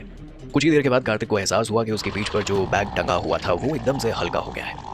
जब ये सारे लोग उस अंडरग्राउंड सुरंग में थे तो उस वक्त कार्तिक और रितिका ने जो सामान इकट्ठा किया था वो बहुत ज़्यादा हल्का था, क्योंकि आसपास का एनवायरनमेंट उसे हल्का बना रहा था। और इसी वजह से जब ये लोग अंडरग्राउंड केव में थे तो उन्हें ऐसा लग रहा था जैसे वो लोग हवा में उड़ रहे हैं। हालांकि बाहर आने के बाद फिर से ये सारा सामान काफ़ी भारी हो गया था और इसे उठा पाना भी बहुत ज़्यादा मुश्किल हो रहा था। ऐसे में अचानक से बैग का फिर से हल्का हो जाना कार्तिक को हैरान कर रहा था। कार्तिक ने ध्यान से इस सिचुएशन को समझने की कोशिश की तो उसे पता चला कि उसकी पीठ पर जमा हुआ ये और तभी इतना ज़्यादा हल्का होता है जब ये किसी मैग्नेटिक फील्ड के संपर्क में आता है। शायद इसी वजह से ये अचानक से इतना फेनोमेन हो रहा था। चारों तरफ इतनी ज़्यादा स्ट्रॉन्ग मैग्नेटिक फील्ड होने की वजह से कुल मिलाकर ये कहा जा सकता था कि इस वक्त यहाँ जितने भी मॉन्स्टर्स थे वो सब कार्तिक और बाकी लोगों के पैरों के नीचे थे। और जैसे ही कार्तिक के दिमाग में ये ख्याल आया तो उसने जोर से चिल्लाते हुए कहा, देख। और बस इतना कहकर कार्तिक ने रितिका और लिटिल निशा दोनों को खींचकर पूरी ताकत के साथ दूसरी तरफ जंप करवा दिया। किस्मत से कार्तिक की पीठ पर जो इतना बड़ा हैवी पैकेज रखा हुआ था वो इस वक्त काफी हल्का हो गया था, जिससे कार्तिक ज्यादा वजन महसूस नहीं कर रहा था। और जब उसने रितिका और लिटिल निशा को अपने साथ खींचा तो उसे ज्यादा मेहनत नहीं करनी पड़ी। कार्तिक के पास फिलहाल सुपर कंडक्टिंग ओर था, जिसकी मदद से कार्तिक ने काफी तेज ऊंची छलांग मारी थी। हालांकि कार्तिक जंप मारकर दूसरी तरफ ग्राउंड पर लैंड कर पाता उससे पहले ही जिस जगह कार्तिक खड़ा हुआ था वो जगह एकदम से उछाल खा गई और पत्थर ऊपर हवा की तरफ उछलने लगे और ऐसा लगने लगा जैसे कोई जमीन को अंदर की तरफ से ड्रिल कर रहा हो। इस वक्त चारों तरफ इतनी तेज आवाज हो रही थी कि यहाँ चल रही लड़ाई की आवाज उसके आगे कम पड़ गई थी। जिस तरफ से आवाज आ रही थी पूरा गांव उसी तरफ देख रहा था। अगले ही पल सामने का नजारा देखकर लोग दंग रह गए। शुक्ला परिवार के लोगों ने तो आज से पहले इतना बड़ा मॉन्स्टर कभी देखा ही नहीं था और ना ही कभी उनके बारे में सुना था, इसीलिए आज से अपने सामने का नजारा देखकर हर कोई बुरी तरह डर गया था। उन सब की आंखों और चेहरे पर वो डर साफ दिखाई दे रहा था। वो सब लोग फिलहाल ये भी भूल गए कि अभी से सिर्फ 1 सेकंड पहले तक जो ये लोग लड़ रहे थे और जीतने के लिए अपनी जी जान लगा रहे थे। इस वक्त गांव में जितने भी लोग थे हर कोई इस मॉन्स्टर को बिना पलक झपकाए देख रहा था, जो जमीन में से निकलकर ऊपर की तरफ आ रहा था। अगर इस गांव में रहने वाले लोकल लोगों की बात की जाए तो सामने का नजारा देखकर उन सब ने अपने हाथ में पकड़े हुए हथियार डाल दिए और तुरंत ग्राउंड पर घुटने टेक कर बैठ गए। और इस वक्त यहाँ बैठे हुए सभी लोगों के हाथ अपने आप ही सामने खड़े मॉन्स्टर को देखकर जुड़ गए और सबकी आंखों में डर साफ नजर आ रहा था। आपको क्या लगता है, क्या गांव वाले बच पाएंगे इस मॉन्स्टर? जैसे ही गांव के लोकल लोगों ने अपने सामने इतने बड़े मॉन्स्टर को देखा तो सारे लोग हथियार छोड़कर तुरंत घुटनों पर बैठ गए और हाथ जोड़कर प्रार्थना करने लगे। इस वक्त उन सबको लग रहा था कि उन लोगों से बहुत बड़ी गलती हो गई है, इसीलिए भगवान उनसे नाराज हो गए। उन लोगों ने भगवान को नाराज किया है, तभी तो ये मॉन्स्टर उनके सामने आ गया है। उसने भी अचानक से जब जमीन पर इस नजारे को देखा तो वो काफी हैरान रह गई। इस वक्त एक बहुत ही बड़ी काली और भयानक परछाई जमीन से बाहर निकल रही थी और तो जो बात सबसे ज्यादा हैरान कर रही थी वो ये थी कि उस काली परछाई और उसकी लंबाई लगातार बढ़ती ही जा रही थी। जब मैगी ने देखा कि ये जमीन के अंदर से ऊपर की तरफ आ रही है तो वो काफी ज्यादा हैरान हो गई। उसे समझ नहीं आ रहा था कि जमीन के नीचे आखिर ऐसा क्या है जो इतनी बड़ी परछाई ऊपर आ रही है। कार्तिक इस वक्त उतना ज्यादा हैरान नहीं था क्योंकि उसने तो पहले भी इस परछाई को देख लिया था और इस मॉन्स्टर को एक बार फिर से देखने के बाद कार्तिक उतना ज्यादा हैरान नहीं हुआ। उसे देखकर ऐसा लग रहा था जैसे उसे कोई सांप सूंघ गया हो। वो अपनी जगह पर खड़ा उसी परछाई को देख रहा था पर कुछ रिएक्ट नहीं कर रहा था। फिलहाल कार्तिक के पास बहुत बड़ा ताकतवर फायर क्रैकर था जिसे उसने पहले ही तैयार कर लिया था। कुछ देर तक हल्के पटाखे आसमान में छोड़ने की वजह से सिर्फ कुछ रोशनी होकर रह गई थी, पर अगले ही पल कार्तिक ने जल्दी से उस मॉन्स्टर के मुंह को निशाना बनाया और वो जलता हुआ बड़ा सा फायर क्रैकर उसके मुंह में डाल दिया। हालांकि कार्तिक को अभी भी इस बात की श्योरिटी नहीं थी कि इस पटाखे को मॉन्स्टर के मुंह में डालने के बाद भी मॉन्स्टर अंदर से फट जाएगा। उसे डर था कि कहीं कुछ उल्टा ना हो जाए। हाँ, इतना जरूर कहा जा सकता था कि शुरुआत में इस पटाखे की वजह से मॉन्स्टर को काफी तेज चोट जरूर आएगी, क्योंकि इस बात से कोई फर्क नहीं पड़ता कि मॉन्स्टर कितना बड़ा है या फिर बाहर से कितना ज्यादा ताकतवर है, अंदर मॉन्स्टर की बॉडी में सॉफ्ट टिश्यूज ही होंगे। कार्तिक ने तेज चिल्लाते हुए कहा, गो, और इतना कहकर फायर क्रैकर मॉन्स्टर के मुंह की तरफ डाल दिया। हालांकि मॉन्स्टर को देखकर लग रहा था कि उसने पहले ही इस बात का अनुमान लगा लिया था, इसलिए अगले ही पल मॉन्स्टर उस डायरेक्शन से हट गया जिस तरफ कार्तिक ने फायर क्रैकर डाला था। कार्तिक उस पटाखे को मॉन्स्टर की तरफ डालकर अपनी आंख बंद करके कुछ पल के लिए इंतजार करने लगा कि कब वो फूटेगा। कार्तिक को ऐसा लग रहा था कि जल्दी ही मॉन्स्टर के गले में जाकर पटाखा फूटेगा और एक तेज बॉम्ब की आवाज आएगी। हुआ भी कुछ ऐसा ही। अगले पल एक तेज एक्सप्लोजन की आवाज आई और उसके साथ ही चारों तरफ तेज धमाका हो गया। हर कोई दंग रह गया। असल में कार्तिक ने जो एक्सप्लोजन फेंका था वो मॉन्स्टर के मुंह में न लगकर उसके गले की तरफ लगते हुए आगे की तरफ गया था। हालांकि मॉन्स्टर के गले के बाहर चारों तरफ काफी मेटल लगा हुआ था जिसकी वजह से उसके गले को कोई खास नुकसान नहीं पहुंचा। फिर भी ये काफी तेज एक्सप्लोजन था जिसकी वजह से पूरा गांव दहल उठा था। एक्सप्लोजन होने की वजह से पूरे आसमान में काला धुआं छा गया और इस वजह से मॉन्स्टर की बॉडी पर जो मेटल लगा हुआ था उसके भी बहुत सारे टुकड़े होकर हवा में फैल गए थे। उसी वक्त मॉन्स्टर के शरीर में खून आ गया था, वो भी उछल कर चारों तरफ फैल गया था। इतना भयानक एक्सप्लोजन होने के बाद मॉन्स्टर दर्द में बुरी तरह करहाने लगा। हालांकि अगले ही पल उस मॉन्स्टर ने गुस्से से कार्तिक की तरफ देखा और अपने कदम उसकी तरफ बढ़ाने लगा ताकि कार्तिक पर अटैक कर सके। इस वक्त वहां जितने भी लोग थे सब ये नज़ारा देखकर बहुत ज्यादा डर गए थे। जब उन्होंने देखा कि मॉन्स्टर एक पर्टिकुलर डायरेक्शन में जा रहा है तो ये देखकर बाकी सब लोगों का ध्यान भी उसी तरफ चला गया जिस तरफ मॉन्स्टर जा रहा था। अपनी एयरशिप में बैठे हुए जब मैगी का ध्यान मॉन्स्टर के बढ़ते कदमों की तरफ गया, उसने भी उस डायरेक्शन में देखा और सामने अपने बॉस को देखकर मैगी हैरानी से उसका नाम लेकर बोली, कार्तिक सर। वहीं दूसरी तरफ अभी तक शुक्ला परिवार के लोगों का ध्यान भी कार्तिक की तरफ चला गया था और जैसे ही उन लोगों ने अपने सामने कार्तिक को देखा तो वो लोग सब एकदम शॉक्ड हो गए। क्या मैं सच में अपने सामने कार्तिक मित्र को देख रहा हूँ? मुझे भी वही दिखाई दे रहा है, जल्दी आओ, जाकर उसे पकड़ो। नहीं, मैं नहीं चाहूंगा, वो फिलहाल उस मॉन्स्टर के बगल में, वहां जाना तो मौत को अपने पास बुलाने जैसे। चाहे जितना भी खतरनाक क्यों ना हो, पर हमें हर हाल में उसे जिंदा पकड़ना है, वरना शुक्ला सर हम में से किसी को भी जिंदा नहीं छोड़ेंगे। तुमने सही कहा, साथ ही साथ शुक्ला सर ने 10 मिलियन रुपए से भी ज्यादा का रिवॉर्ड रखा है। अगर हम कार्तिक को जिंदा पकड़ लेते हैं तो वो रिवॉर्ड हमें मिल जाएगा। पहले उस मॉन्स्टर को मारते हैं, फिर कार्तिक को पकड़ते हैं। इतना कहकर शुक्ला परिवार के सारे लोग जोर जोर से चिल्लाते हुए पूरे जोश के साथ मॉन्स्टर की तरफ भागने लगे ताकि उस मॉन्स्टर को मार सके। शुक्ला परिवार के कुछ लोग तो बहुत ज्यादा बेसब्र हो रहे थे, इसीलिए उन लोगों ने तुरंत अपने पास रखी हुई बंदूक से दूर खड़े मॉन्स्टर पर गोली चलानी शुरू कर दी। और वहीं दूसरी तरफ जब यहाँ रहने वाले लोकल प्रिमिटिव लोगों ने देखा कि शुक्ला परिवार के लोग उनके भगवान और उस मॉन्स्टर पर गोली चला रहे हैं तो वो सब लोग बहुत ज्यादा चिंता करने लगे और साथ ही साथ उन्हें गुस्सा भी आने लगा। वो सब लोग जानते थे कि गोली चलाने की वजह से उनके भगवान यानी वो मॉन्स्टर और ज्यादा गुस्सा हो जाएंगे और हो सकता है कि वो सब लोगों की जान भी ले ले। इस वक्त यहाँ रहने वाले लोकल लोगों को बहुत ज्यादा गुस्सा आ रहा था, इसीलिए तुरंत सब लोग पीछे सीधे खड़े हुए और अगले ही पल उन लोगों ने शुक्ला परिवार के लोगों पर हमला कर दिया। एक टाइम के लिए उन लोगों ने पहले ही शुक्ला परिवार से हाथ मिलाया था ताकि कार्तिक के सबॉर्डिनेट्स को ये लोग मार सके, पर जब उन्होंने देखा कि शुक्ला परिवार के लोग इनके भगवान को मारने की कोशिश कर रहे हैं तो इन लोगों से बर्दाश्त नहीं हुआ और इन लोगों ने तुरंत शुक्ला परिवार के लोगों पर अटैक कर दिया। और वहीं दूसरी तरफ जब शुक्ला परिवार के लोग मॉन्स्टर की तरफ आगे बढ़ रहे थे तभी अचानक वहां प्रिमिटिव लोगों के किए गए अटैक ने उन लोगों को एकदम हैरान कर दिया और अगले ही पल सारे लोग एक के बाद एक जमीन पर गिरने लगे। उनमें से किसी को भी कुछ समझ नहीं आ रहा था कि आखिर इन लोगों से हाथ मिलाने के बावजूद ये लोकल लोग हम पर हमला क्यों कर रहे हैं। इस वक्त यहाँ के लोकल प्रिमिटिव लोगों के हाथ में लकड़ी और बाकी की चीजों से बने हुए नुकीले हथियार थे और जिनके एक ही वार से शुक्ला परिवार के लोग घायल हो गए थे और जमीन पर गिर गए थे। अगर बात लॉन्ग डिस्टेंस वाली लड़ाई की होती तो शायद यहाँ के लोगों के हथियार इतने अच्छे नहीं थे, पर पास खड़े इंसान पर वार करने के लिए वो हथियार वाकई काफ़ी अच्छे थे। इस वक्त जो सिचुएशन और माहौल बना हुआ था उसमें यहाँ के लोकल लोगों के पास जो हथियार थे वो उनके दुश्मनों को मारने के लिए काफ़ी थे। शुक्ला परिवार के लोगों ने कभी सोचा ही नहीं था कि जिन लोगों को उन्होंने अभी अभी रिश्वत देकर मैनिपुलेट करके अपनी तरफ किया था वो लोग इतनी जल्दी बदल जाएंगे और उन्हीं के खिलाफ हो जाएंगे। फिलहाल तो इन लोगों के पास कहीं छुपने की जगह भी नहीं थी ताकि ये लोग लोकल लोगों से अपनी जान बचा सके। मुझे विश्वास नहीं हो रहा ये लोकल लोग इतनी जल्दी हमें धोखा दे देंगे। देखा तुमने, उस आदमी ने मुझे लकड़ी से मारा, मैं छोड़ूंगा नहीं इसको, तब तक मारूंगा जब तक मरना चाहे साला। उस मॉन्स्टर को छोड़ो, पहले इन प्रिमिटिव लोगों को संभालो। कुछ देर के लिए शुक्ला परिवार के लोग हारने लगे थे लेकिन जल्दी ही उन्होंने खुद को संभाला और यहाँ रहने वाले लोकल लोगों पर बंदूक से शूट करना शुरू कर दिया। इन सब की वजह से माहौल इतना ज्यादा गर्मा गर्म हो गया कि किसी को भी किसी पर भी ध्यान देने की फुर्सत नहीं थी। कुछ लोग अपनी जान बचा रहे थे और कुछ लोग उनकी जान ले रहे थे। इसी दौरान किसी ने ध्यान में नहीं दिया कि जो एयरशिप अभी तक आसमान में कुछ दूरी पर उड़ रही थी वो कब की कार्तिक के पास लैंड कर चुकी है। मैगी अभी तक जो एयरशिप में बैठी हुई थी वो फिलहाल घबराहट के मारे बहुत ज्यादा परेशान हो गई थी। अभी तक कार्तिक के ना मिलने की वजह से मैगी का हाल बेहाल हो गया था, पर फाइनली जब उसने कार्तिक को देखा तो उसकी सांस में सांस आई। ये वक्त मैगी के लिए खुश होने का वक्त था, पर मैगी इस वक्त खुश नहीं थी बल्कि बहुत ज्यादा घबरा रही थी। मैगी ने जब देखा कि कार्तिक मॉन्स्टर के बिल्कुल पास ही खड़ा है तो ये देखकर वो बहुत ज्यादा डर गई थी। मैगी का मन कर रहा था कि वो जल्दी से उड़कर कार्तिक के पास चली जाए और उसे तुरंत बचा ले, क्योंकि उसे पता था कि कार्तिक ने इस मॉन्स्टर पर बॉम्ब फेंका है और इस बात को मॉन्स्टर इतनी आसानी से नहीं जाने देगा। वैसे तो सामने खड़े इस मॉन्स्टर का शरीर बहुत बड़ा था और इतने से अटैक से उसे कोई खास फर्क नहीं पड़ रहा था, पर फिर भी कब इसका दिमाग पलट जाए और कब ये कार्तिक पर हमला कर दे ये कह पाना मुश्किल था। दूसरी तरफ कार्तिक उन लोगों में से नहीं था जो खड़े होकर अपनी मौत का इंतजार करता रहे। कार्तिक ने अपने मन में सोचा कि अगर वो रितिका और लिटिल निशा को अपने साथ लेकर इस मॉन्स्टर से भागने की कोशिश करता है तो वो ज्यादा दूर तक तो भाग नहीं पाएगा, क्योंकि ये मॉन्स्टर तो तुरंत उन्हें पकड़ लेगा।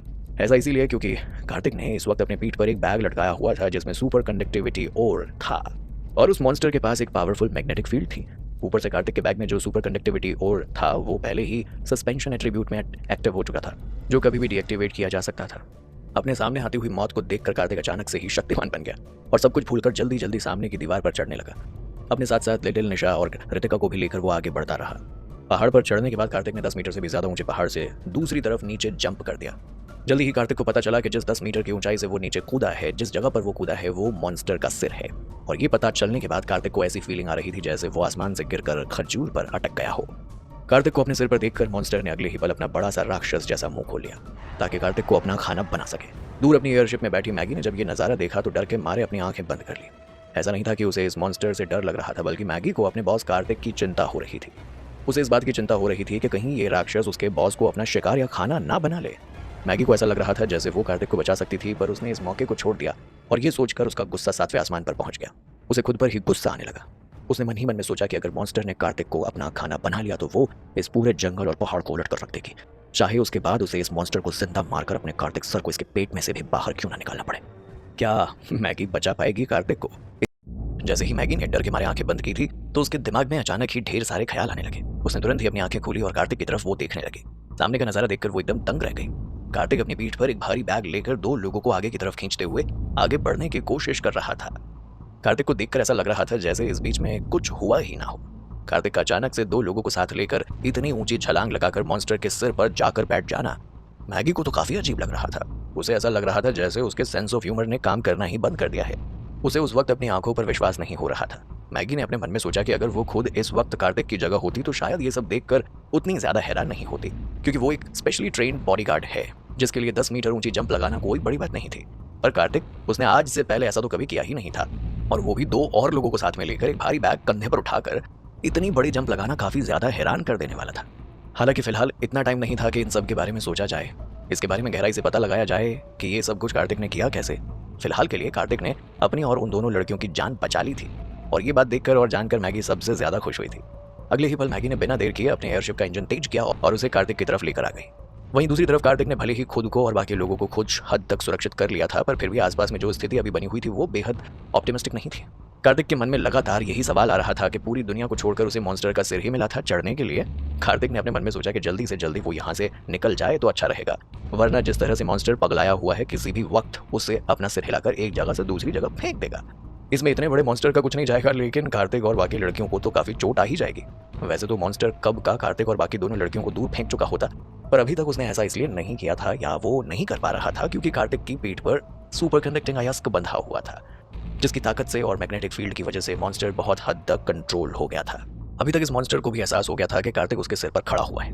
हालांकि वो काफी हल्का था, इसीलिए मॉन्स्टर जैसे भारी भरकम और खूंखार जानवर को इस बात का आसानी से एहसास नहीं हुआ था। जैसे ही मॉन्स्टर को लेकिन पता चला, उसने अपने तुरंत सिर को हिलाना शुरू कर दिया। कार्तिक का एक हाथ रितिका और लिटिल निशा को पकड़े हुए था और दूसरा हाथ उसने इस मॉन्स्टर जैसी चीज को पकड़ने के लिए इस्तेमाल किया था। ऑफ कोर्स कार्तिक बहुत ज्यादा ताकतवर तो था नहीं। तभी कार्तिक को एहसास हुआ कि जल्दी ही मॉन्स्टर उसे बहुत दूर फेंक देगा, क्योंकि उसकी पकड़ इस वक्त बहुत ज्यादा अच्छी नहीं थी। तभी कार्तिक की नजर दूर से अपनी तरफ आती हुई एयरशिप की तरफ गई। कार्तिक ने अपनी आंखों की कनखियों से उस एयरशिप को देखा। कार्तिक को बचाने के चक्कर में मैगी ने एयरशिप को डैमेज कर दिया था, क्योंकि उसे हर हाल में कार्तिक के नजदीक पहुंचना था। बहुत ही तेज स्पीड में आसमान से जमीन की तरफ आने की वजह से मैगी ठीक से बैलेंस नहीं कर पा रही थी, और इस वक्त उसकी एयरशिप जमीन से 30 मीटर की ऊंचाई पर थी। एयरशिप पर इस वक्त अगर किसी भी तरह का कोई अटैक हो जाए तो एयरशिप पूरी तरह से डैमेज हो सकती थी। हो सकता है कि वो अपना कंट्रोल भी खो दे और इससे मैगी की जान जा सकती थी। हालांकि मैगी को फिलहाल इन सब बातों से कोई मतलब नहीं था। उसे तो हर हाल में अपने बॉस की जान बचानी थी, उन्हें सही सलामत वापस उनके घर पहुंचाना था। इतने टाइम से कार्तिक के लिए काम करने के बाद मैगी के दिल में कार्तिक के लिए एक अलग ही जगह बन गई थी। ये जगह या फिर इन दोनों का रिश्ता किसी नाम का मोहताज नहीं था, और इसीलिए इस वक्त मैगी के दिमाग में सिर्फ यही चल रहा था कि उसे हर हाल में अपने बॉस कार्तिक की जान बचानी है, और इसके बदले में वो कितनी भी बड़ी कीमत चुका सकती थी, और चाहे वो कीमत उसकी जान देना ही क्यों ना हो। कार्तिक को मॉन्स्टर के सिर पर खड़ा देखकर मैगी जल्दी से उनकी तरफ जंप करने ही वाली थी। हालांकि तभी उसने कार्तिक की पोजीशन को देखा और उसे ध्यान से देखा कि कार्तिक इस वक्त एक हाथ से मॉन्स्टर का सिर पकड़ चुका था और कसकर उसने सिर को पकड़ा हुआ था, जिस वजह से मॉन्स्टर अपने सिर को इधर उधर नहीं घुमा पा रहा था। ये देखकर मैगी समझ गई थी कि कार्तिक नहीं चाहता है कि मैगी जमीन पर उतरे, बल्कि वो चाहता है कि वो सब लोग एयरशिप पर जंप लगा दें। पर यह सब कुछ कैसे हो सकता था? मैगी मन ही मन डर रही थी। वो तेज चिल्लाकर कार्तिक को रोकना चाहती थी ताकि कार्तिक इस तरह का डेंजरस स्टंट ना करे और खुद की जान खतरे में ना डाले।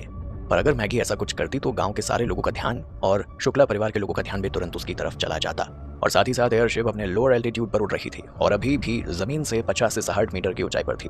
ना ही तो वो खुद अपनी करंट कैपेसिटी के साथ इतनी ऊंचाई से कूद सकती थी और ना ही वो कार्तिक को इतना बड़ा जंप लगाने दे सकती थी। पर मैगी को नहीं पता था कि कार्तिक फिलहाल अपने ही मन में एक अच्छा प्लान बना चुका था, जिसे बस एग्जीक्यूट करना बाकी था। कार्तिक ने अपने मन में सोचा कि वो फिलहाल मॉन्स्टर के सिर पर तो खड़ा है, इसका मतलब है कि मॉन्स्टर से उसका कोई कनेक्शन नहीं है, ना ही मॉन्स्टर इस वक्त उसका कुछ कर सकता है। कार्तिक ने मन ही मन में कैलकुलेशन की और दिमाग लगाया कि उसके पास फिलहाल जो अयस्क है उस हिसाब से मॉन्स्टर उनका कुछ नहीं बिगाड़ पाएगा, क्योंकि मॉन्स्टर के शरीर में एक स्पेशल अंग है जिसकी वजह से वो इतना ज़्यादा मैग्नेटिक बना हुआ है और उसकी वजह से कार्तिक इतना ज़्यादा हल्का महसूस कर रहा है। पर फिलहाल कार्तिक के पास इतना टाइम नहीं था कि वो इन सब के बारे में रिसर्च करने के लिए बैठे। इसीलिए उसने रितिका और लिटिल निशा से खुश होते हुए थोड़ी तेज आवाज में कहा, मुझे कसकर पकड़ लो, मैं जल्दी यहाँ से जंप करने वाला हूँ। कार्तिक की बात सुनकर रितिका ने जल्दी से अपने दिमाग में कैलकुलेशन करनी शुरू कर दी और कैलकुलेशन करके उसने तुरंत कार्तिक को मना करते हुए कहा, नहीं कार्तिक, हम तीनों एक साथ इतनी ऊंचाई तक नहीं पहुंच पाएंगे, तुम मेरी चिंता मत करो, मैं रुकती हूँ, तुम पहले खुद बचाओ।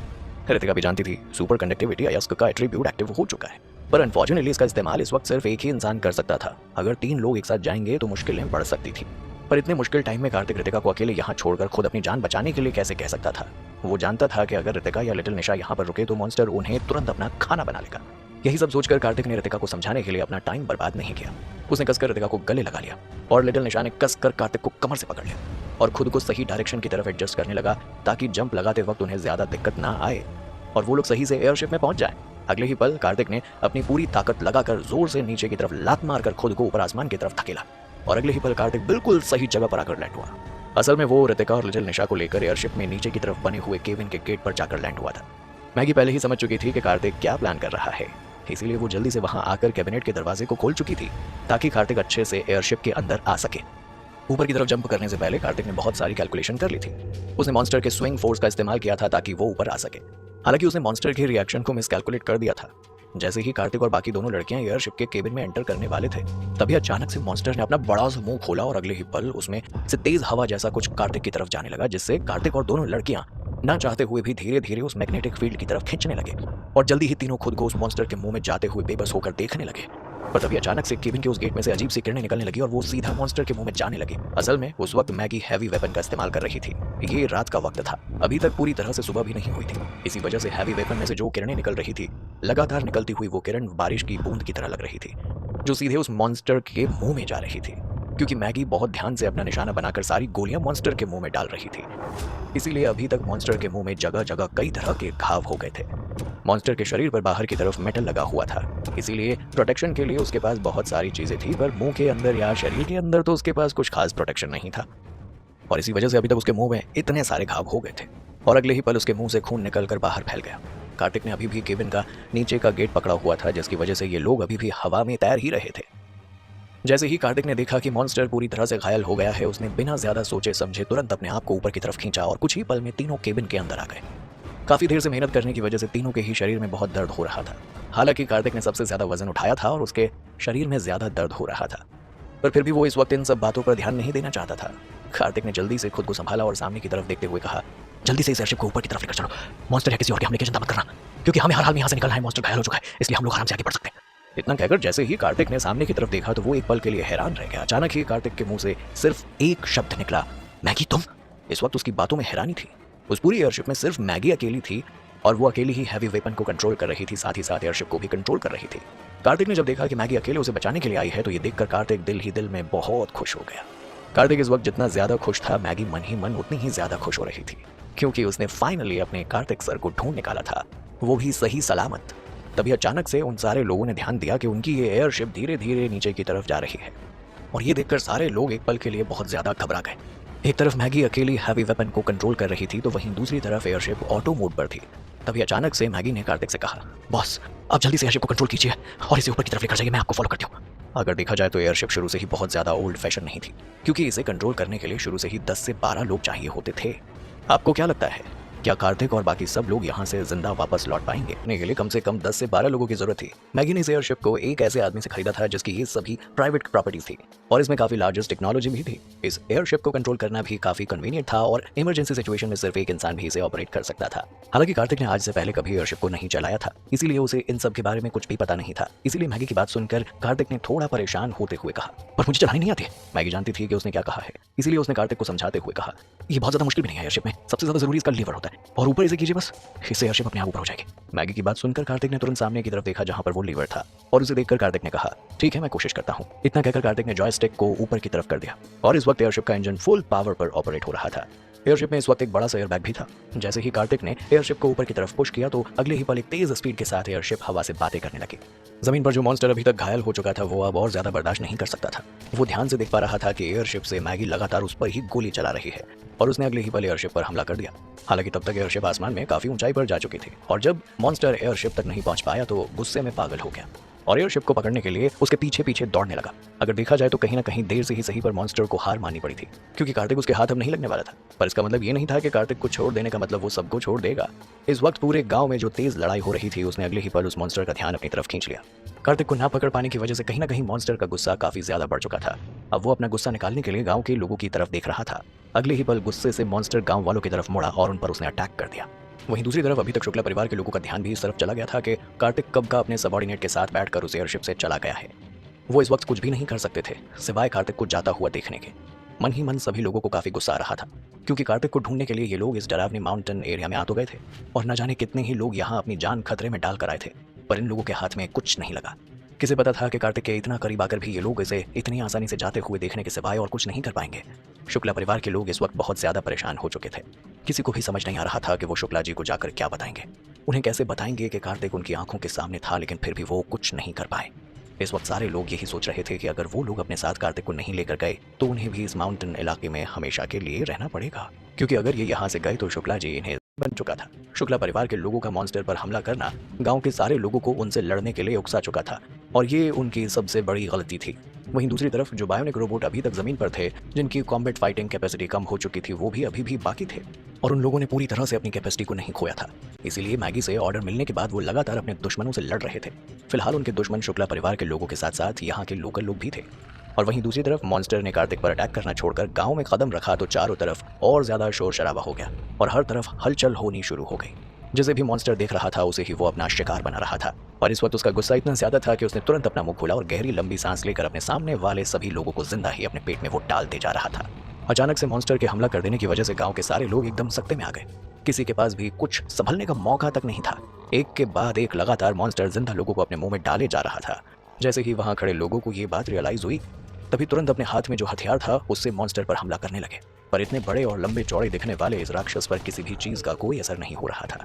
कार्तिक जो इस वक्त अपनी एयरशिप में बैठा हुआ था उसने सर्च लाइट को ऑन कर दिया ताकि वो नीचे जमीन पर जो कुछ भी हो रहा है उसे देख सके और नीचे का हाल देखकर ये कहा जा सकता था कि फिलहाल वो गांव साक्षात यमराज का नरक बन चुका था, जहां पर कोई उस राक्षस के पेट की आग बुझाने के लिए ना चाहते हुए भी खुद को उस राक्षस को सौंपे जा रहा था।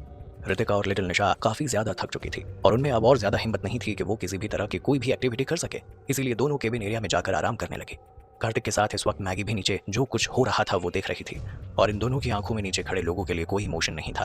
ये लोग बिना सिंपैथी दिखाए उन्हें देख रहे थे और दोनों को कहीं ना कहीं दिल में संतुष्टि मिल ही रही थी। कार्तिक को ना ही तो गांव के लोगों पर कोई दया आ रही थी और ना ही शुक्ला परिवार के लोगों के लिए, क्योंकि उनकी ही वजह से कार्तिक आज यहाँ फंसा था। उसे ये सब कुछ देखना पड़ा था। कार्तिक तो मन ही मन सोच रहा था कि नीचे जितने भी लोग हैं उन सबको मॉन्स्टर खा जाए ताकि उनके दुश्मन थोड़े कम हो सके और कार्तिक ज्यादा जल्दी अपने घर पहुंच सके। जहां एक तरफ कार्तिक खुश था तो वहीं दूसरी तरफ जमीन पर गांव के सारे लोग बहुत ज्यादा परेशान हो गए थे। उन्हें समझ में नहीं आ रहा था कि अचानक से उनके भगवान के ये त्रिनेत्र कहां से खुल गए और क्यों वो इन सब को मार रहे हैं, चाहे कोई दूर खड़ा हो या पास। एक ही बार में मॉन्स्टर इन लोगों को खाए जा रहा था। किसी के पास भी छुपने के लिए कोई जगह नहीं बची थी। अगर कोई छुप रहा था तो कोई उसका फायदा नहीं था। गांव वालों के पास तो पुराने हथियार थे, किसी के पास भी इतनी हिम्मत नहीं थी कि वो अपने ही भगवान पर हथियारों का इस्तेमाल कर सके और वो ऐसा करना भी नहीं चाहते थे, भले ही उन्हें अपनी जान क्यों न गंवानी पड़े। वहीं दूसरी तरफ शुक्ला परिवार के लोग थे। उनके पास इतने अच्छे हथियार नहीं थे और जो थे वो इतने काम के नहीं थे, इसीलिए ना चाहते हुए भी उन्हें इस मॉन्स्टर का खाना बनना पड़ रहा था।